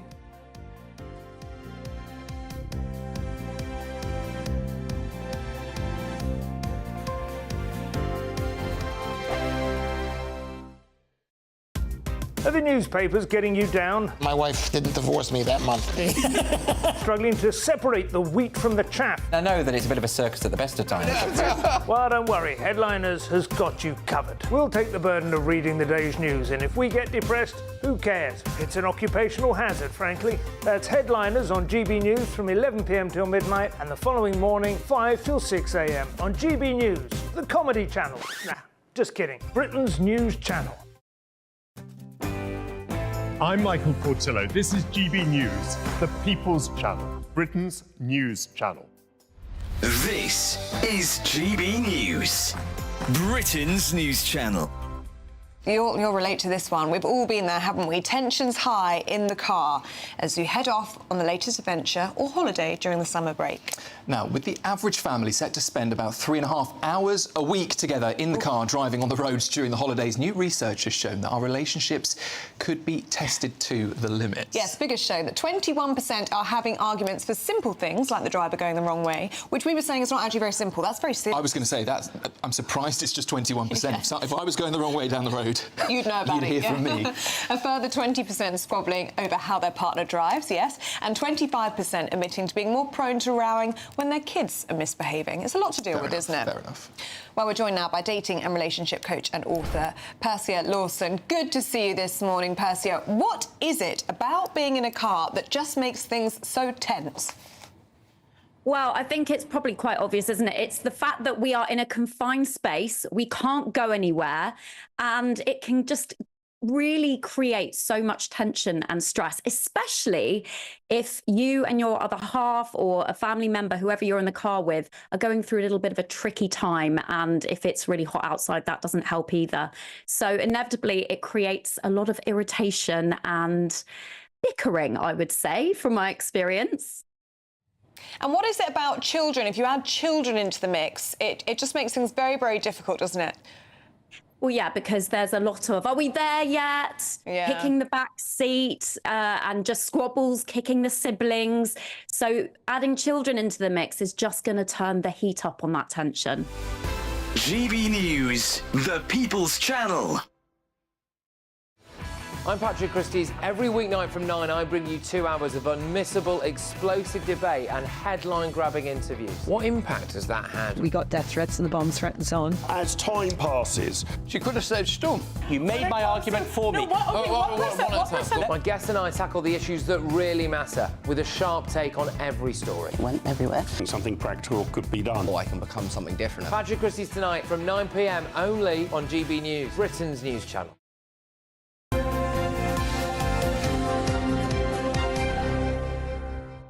Time for the newspapers this morning with Rennie Hunderkamp and Claire Muldoon. Yes. Good morning. Claire, let's have a look at the Times, should we? Because there's too much GCSE exam anxiety. Well, results are out tomorrow. In England and Wales and Northern Ireland, the GCSE results are coming out tomorrow. And we covered in the last hour, Kirsty Allsop's son, we all discussed, was it too young for him to go abroad into railing at the age of 15, which he'll be 16 now, I'm sure. But I think a lot of them, as a rite of passage, go to the Leeds and Reading Festival, and I think there's more danger there than actually going into railing. However, that's a bit of an aside. These results are coming out tomorrow, and we've heard and we've read that teachers are actually apportioning a lot of their time to deal with anxiety. I mean, anxiety in a 16-year-old getting their exam result. Long gone are the days where the postman used to deliver them in an envelope to your house via the Royal Mail, and then you would look at them and think, well, yeah, I did OK, or I didn't do well, or your mother and your father's face was like, I told you weren't doing enough work, or whatever. But that's a rite of passage as well. I don't get all this, oh, I'm fretting, oh, I'm fretting. Jog on, lads and lasses. Come on, get a life, get a grip. No, I mean, I know you're going to agree, Renee, probably on I am going to agree because obviously I've done O-levels and A-levels, and it is very stressful at the time. Of course it is, because your future depends on it.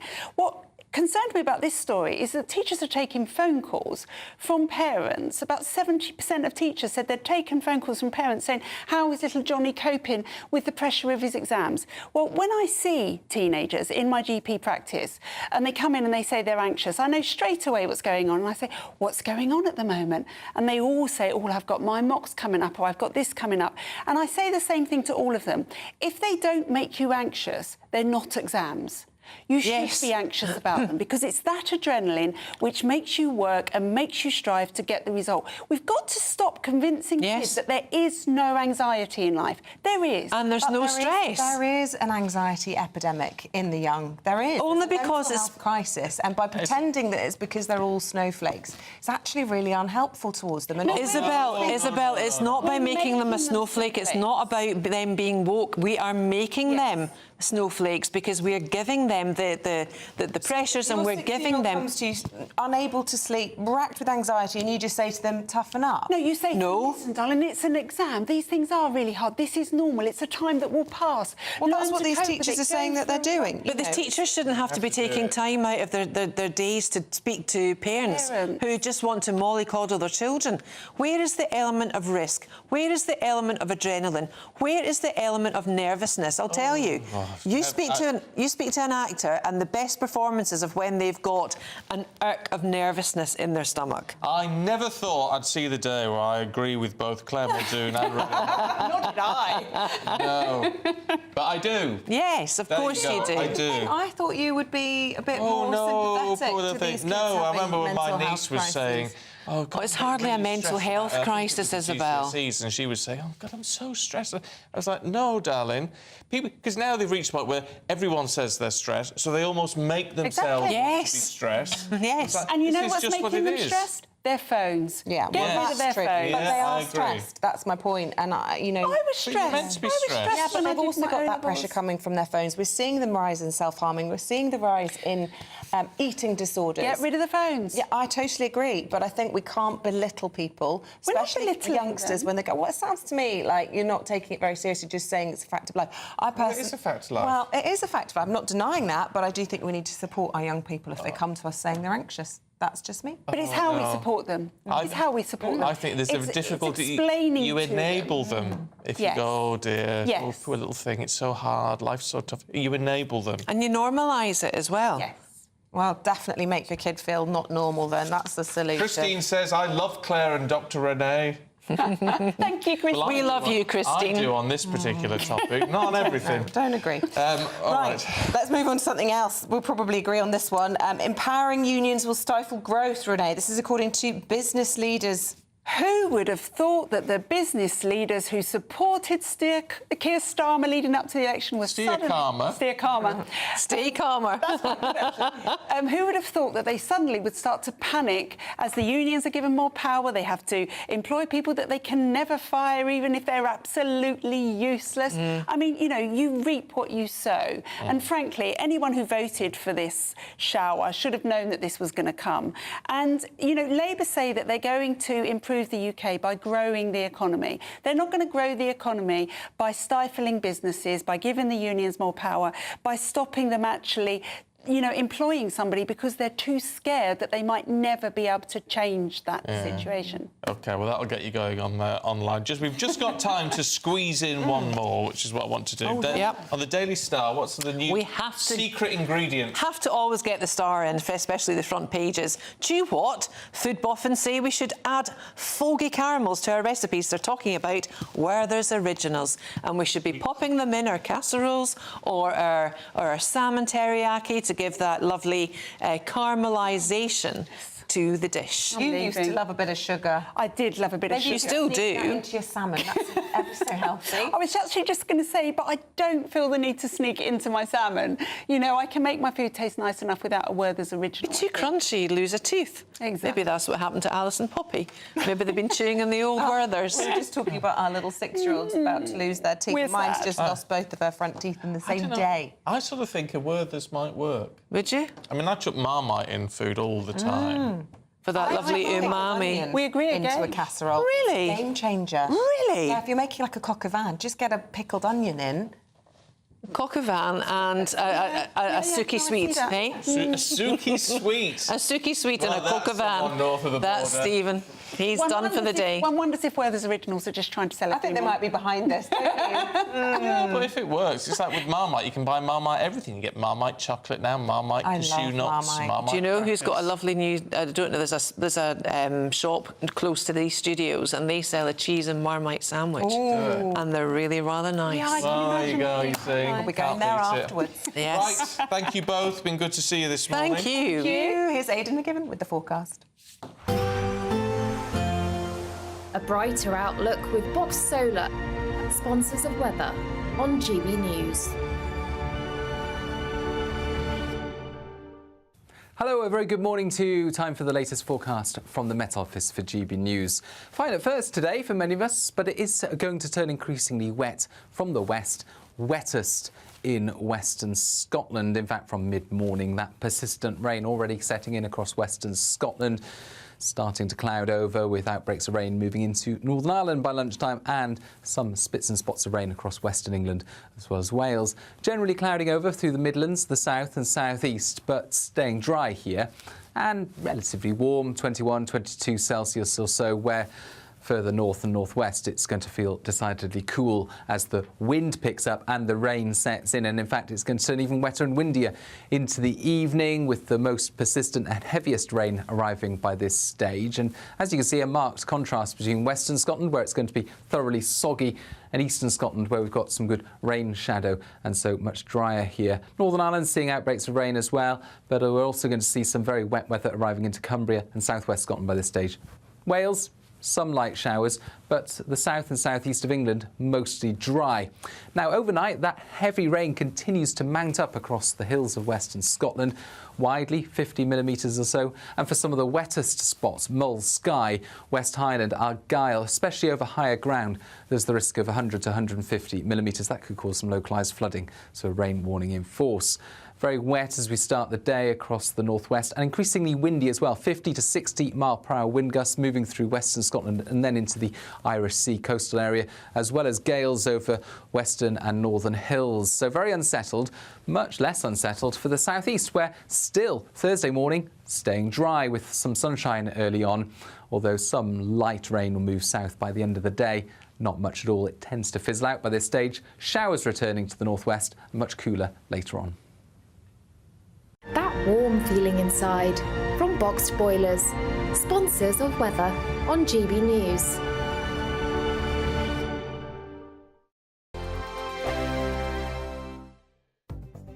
The latest GB News travel.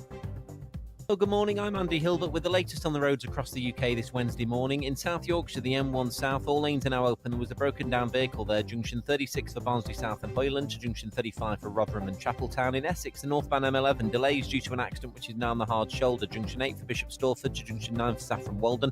And also in South Yorkshire, the M18 South, the lane closure on the exit slip road due to a broken down vehicle at junction 6 for Thorn.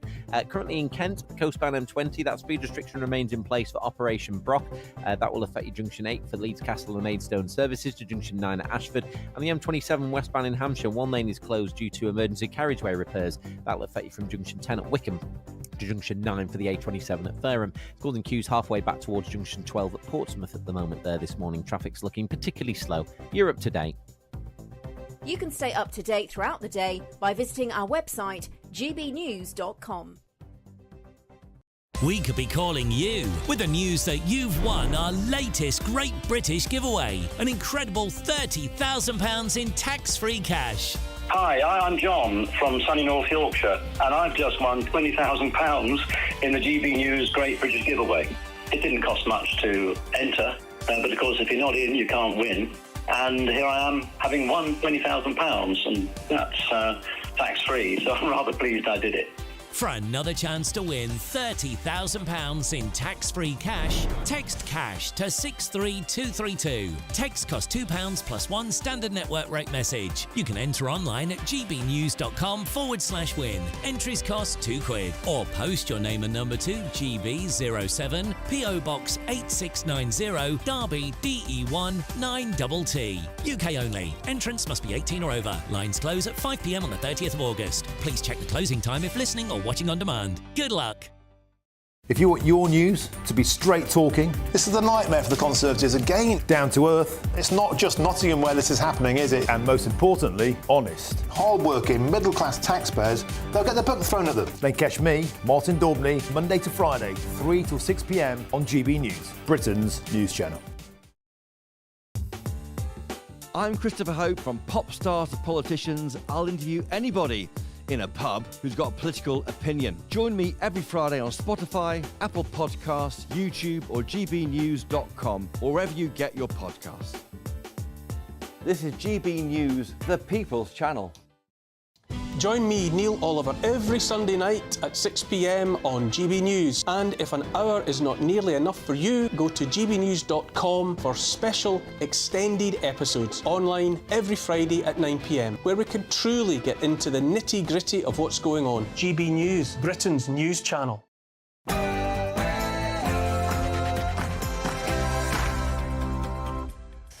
Good morning. The tech tycoon Mike Lynch's loved ones are hoping for a miracle. Well, as day 3 of the search for the capsized super yacht gets underway, 6 people are still missing. And Italian authorities are investigating whether an act of incompetence led to the disaster after the yacht reportedly sank in just 60 seconds. Also today, Barack and Michelle Obama rally round Kamala Harris on day 2 of the Democratic National Convention as they give back-to-back speeches. Feeling that dread creeping back in, we gotta pick ourselves up, throw water on our face, and what? America.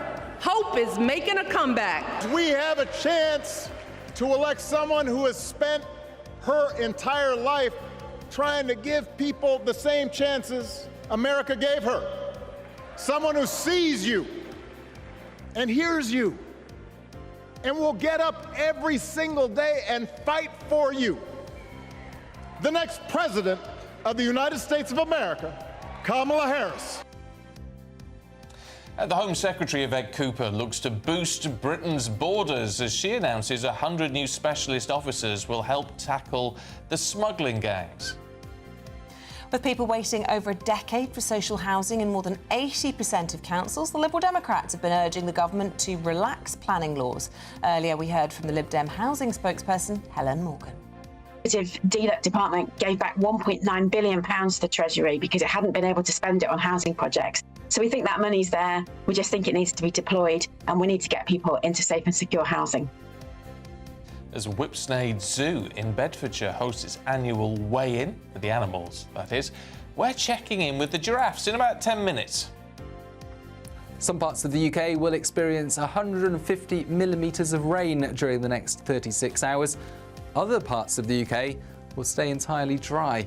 Find the full details in the forecast coming up soon. Just gone 9 o'clock. I'm Stephen Dixon. I'm Isabel Webster, and this is GB News Breakfast.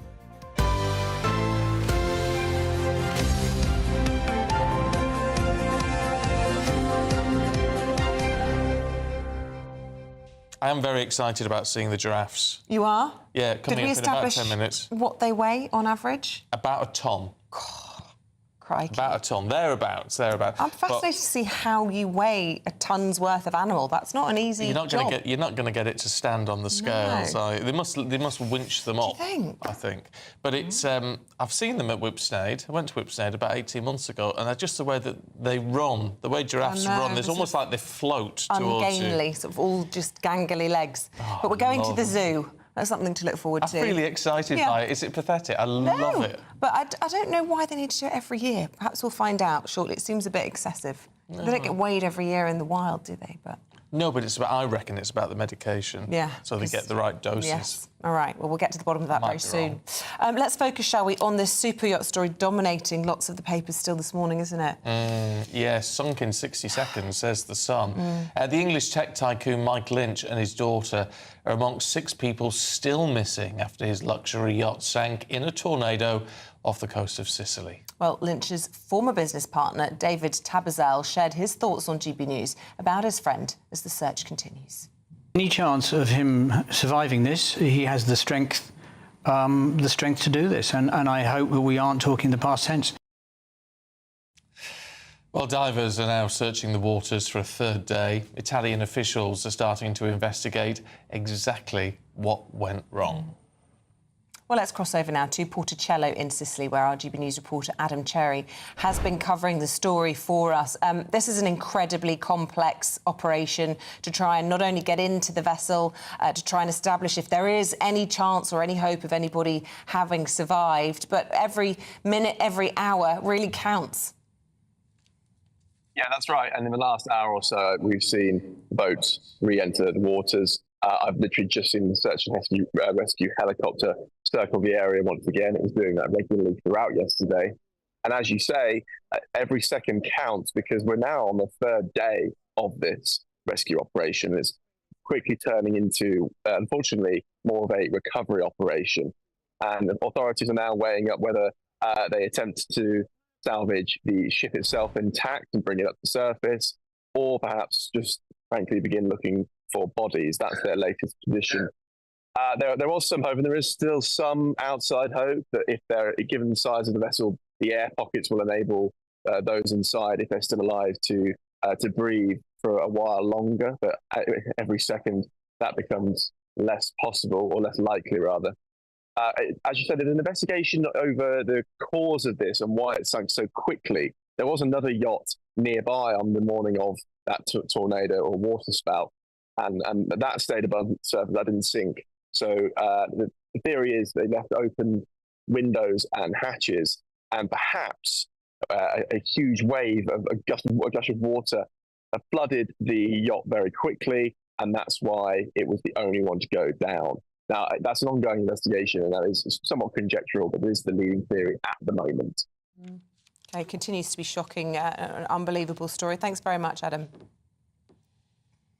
Just can't imagine how an air pocket I know. would last for 3 But days. but there have been instances in the past, haven't there, where these air pockets have kept people alive. So every hope is there for them, and you know, you just have to hold on to hope in these sorts of tragedies, don't you? Until you know for sure what happened.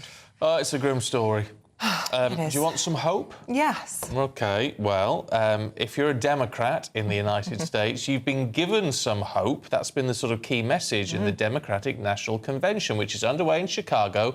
Barack and Michelle Obama were both speaking overnight, showing their support for Kamala Harris. Yep, that's right. The former First Lady somewhat stole the show, delivering an impassioned speech before introducing her husband and saying, America, hope is making a comeback. Start feeling that dread creeping back in. We got to pick ourselves up, throw water on our face, and what? America, hope is making a comeback.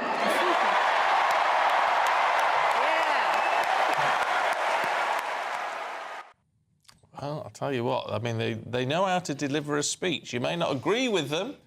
You may be wanting to be a Republican if you're a stateside. However, they can deliver a speech, and that carries weight in America. Of course it does. It would carry weight over here too. And it's all about those swing voters. You know, it's about trying to persuade those people in swing states, those key states, to vote for their woman rather than the Republicans' man. And to try and sort of push that argument through, the former president used his speech to actually take some real pops at Donald Trump. There's the childish nicknames, the crazy conspiracy theories, this weird obsession with crowd sizes. The other day I heard someone compare Trump to the neighbor who keeps running his leaf blower outside your window every minute of every day. Well, earlier we got the thoughts of the deputy editor of The Spectator, Freddie Gray, who has been in Chicago for the convention and is there. Well, I thought the Obamas were sort of brought in to move the convention on from Biden. We had this slightly awful, rather humiliating speech for Biden on Monday night. And the Obamas were supposed to sort of transition into the future, into Kamala Harris. And Michelle Obama gave a very good speech, probably the best speech of the convention so far. But I think it's very interesting that she did not mention Joe Biden. Because there's supposed to be quite bad blood between Michelle Obama and the Biden family, because Michelle Obama was a friend of Hunter Biden's first wife, and she felt the Bidens didn't treat her very well. Obama, on the other hand, did praise Biden quite eloquently and rather touchingly. And he gave, both of them actually gave these very, very pointed remarks about Trump, while sort of contrasting Trump with Kamala Harris as someone who really had to work for a living and has, you know, got to where she was through decency and grit. It was the best they could do, I think. But this whole convention is a slightly odd, surreal event, because you have this very, very strange situation of a president being shuffled out and a woman who not so long ago was the least popular vice president in history and is now being completely reinvented as the hottest political phenomenon on the planet. Around the world, rather hoped that Michelle Obama would be the Democratic nominee if Joe Biden had to be replaced. And she rather proved why she would have been such a good one in her speech today. I think actually Barack Obama normally comes on and he says, he always has this line, you know, it's so hard to come up to speak after my wife. But then actually normally he does an even better speech than Michelle, but I think tonight it was slightly weaker. I think he was a little bit flat by his standards. He did make some good jokes, some good digs at Trump, but he wasn't. It wasn't quite the soaring oratory of Obama in 2008 or 2012. It does sort of bring a warm glow to a lot of Democratic hearts. There were a lot of people crying in the audience, and I think a lot of the reason they were crying is because it's nostalgic for them to remember this time when they really felt there was hope and change with the Obamas. I don't think sincerely a lot of people feel that with Harris, even though they'll go around telling you that they do, because they really don't want Donald Trump to win. The point of this convention, I think, is to try and broaden the Democratic appeal to people who just can't vote for Donald Trump. They don't particularly like the Democrats, but they can't vote for Donald Trump. The Obamas do have appeal among those people. They are the most popular Democrats on the planet. And so it was an important endorsement from them. But I go back to this point that they're trying to move on from the Biden presidency and just pretend it sort of hasn't happened. But you're in this strange situation where Biden still is the president. He's been humiliated. He's been pushed out. But he still is the president for another 5 months. And so it's a very awkward transition for the Democratic Party to do. And I'm not sure even the Obamas, with their oratorical brilliance, were able to pull it off. Oratorical brilliance. Well, I'm glad he said that, because I don't think I could as well.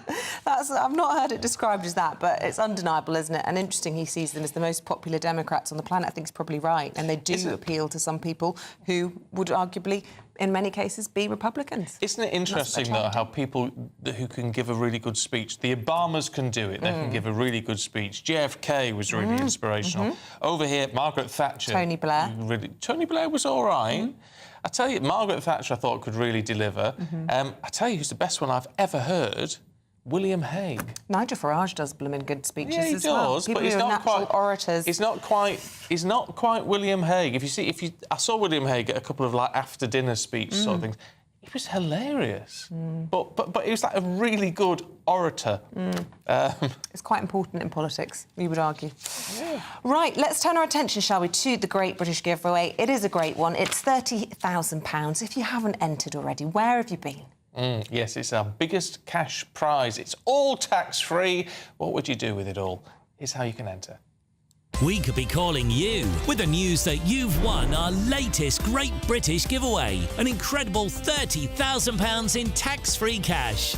Hi, I'm John from sunny North Yorkshire, and I've just won £20,000 in the GBNews Great British Giveaway. It didn't cost much to enter, but of course if you're not in, you can't win.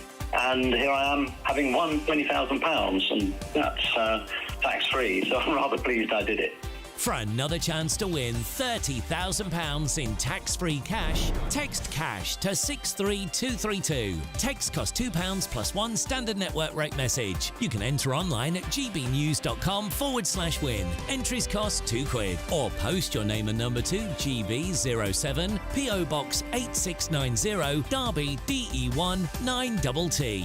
UK only. Entrance must be 18 or over. Lines close at 5 p.m. on the 30th of August. Please check the closing time if listening or watching on demand. Good luck. We were just talking about giraffes and how they give birth. And I believe they do it standing up. No, I've been watching David Attenborough and I recommended you Google it to check my theory is right. I'm not Googling giraffes birthing. But they do it standing up, which, as you can imagine from a giraffe, is quite a drop. Well, it depends if the legs come out first. Anyway, let's show you some giraffes. Not giving birth, thankfully, but they're about to be weighed. You know, and that might be an indication of whether or not they are due to give birth. Who knows? They're so majestic, aren't they? All leg and neck. But that's Whipsnade Zoo there, and we're going to be crossing live in just a second to find out how much they weigh and what the purpose of this annual weigh-in is.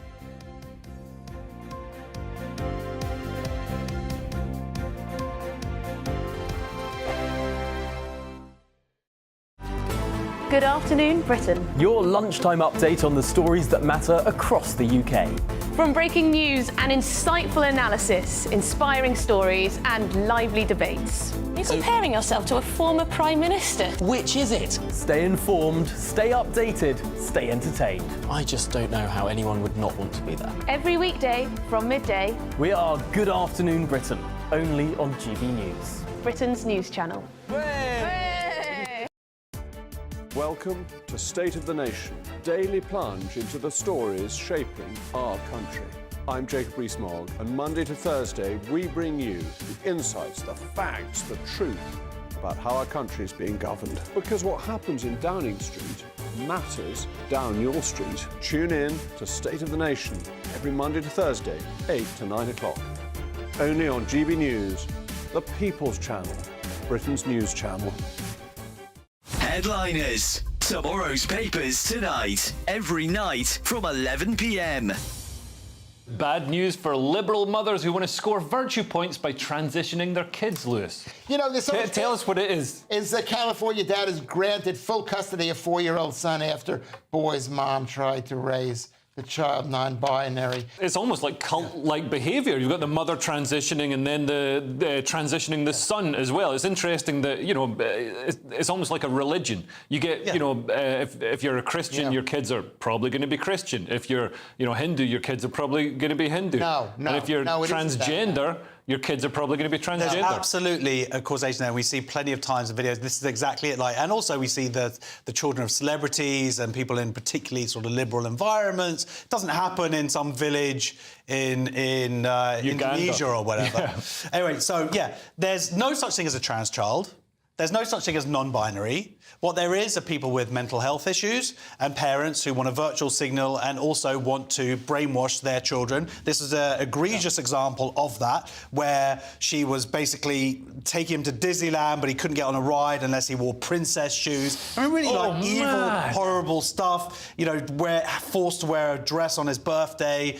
You know, just really nasty stuff. Now, here's the thing. You talk about the court going to him. No, that's not what happened. He took 800 pages of documentary evidence. He took 8 hours of police body camera footage showing this mental behaviour from the mother. And guess what? The courts ruled that the mum got him. They ruled against him. The only reason that he got custody of his child is because, thank God, a child protective services officer randomly got involved, looked into it themselves, and that's how he eventually got custody of the child. So the courts in America are utterly captured. GB News, the People's Channel.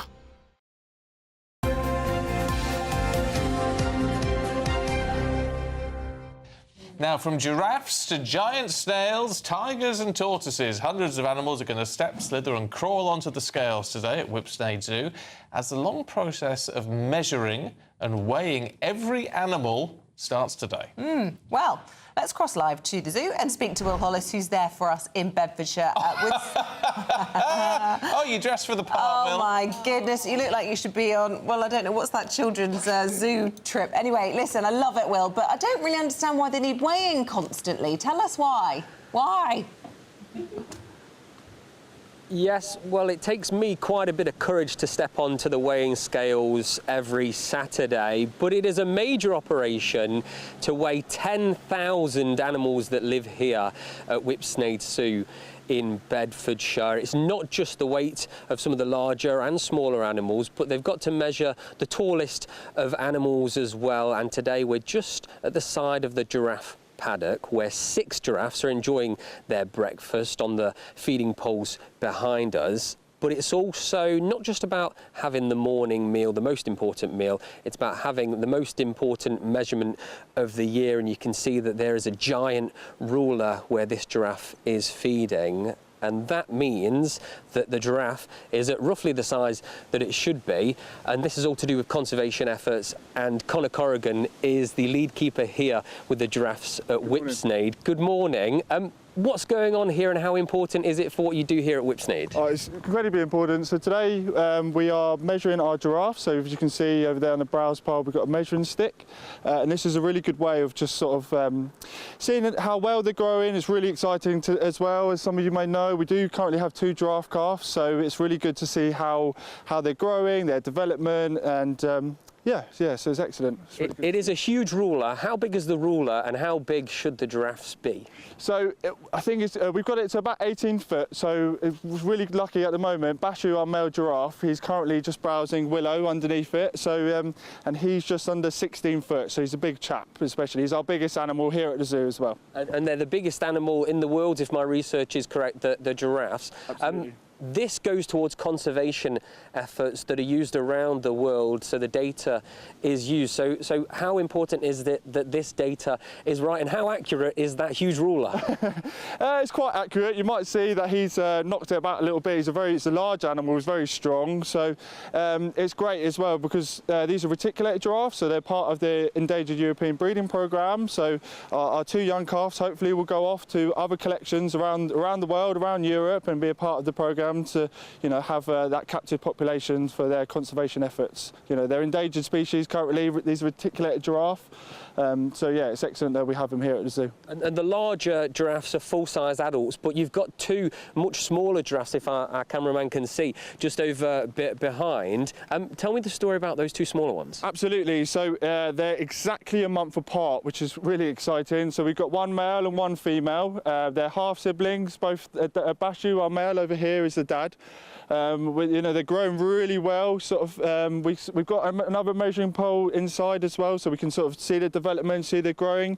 The younger one out of the 2 is kind of starting to shoot over the older one, which is great, and they're spending a lot more time together, which is excellent. You said they were born a month apart. That's how long the birth is. And is it normal for a giraffe to have 2 babies at a time? No, so these are half siblings. So they've got Luna, who's in the middle there. That's one of the mothers.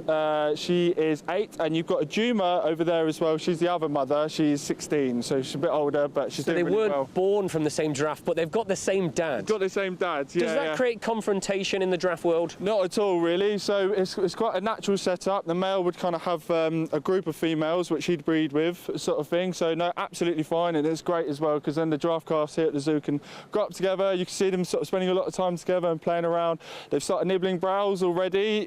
We give them a lucerne hay, which is something that they'll eat. They always have here at the zoo, and you can see them started sort of investigating now, which is great to see. And the big question that we all want to know this morning is, because giraffes are so tall, when they give birth, do they do so standing up or do they sit down?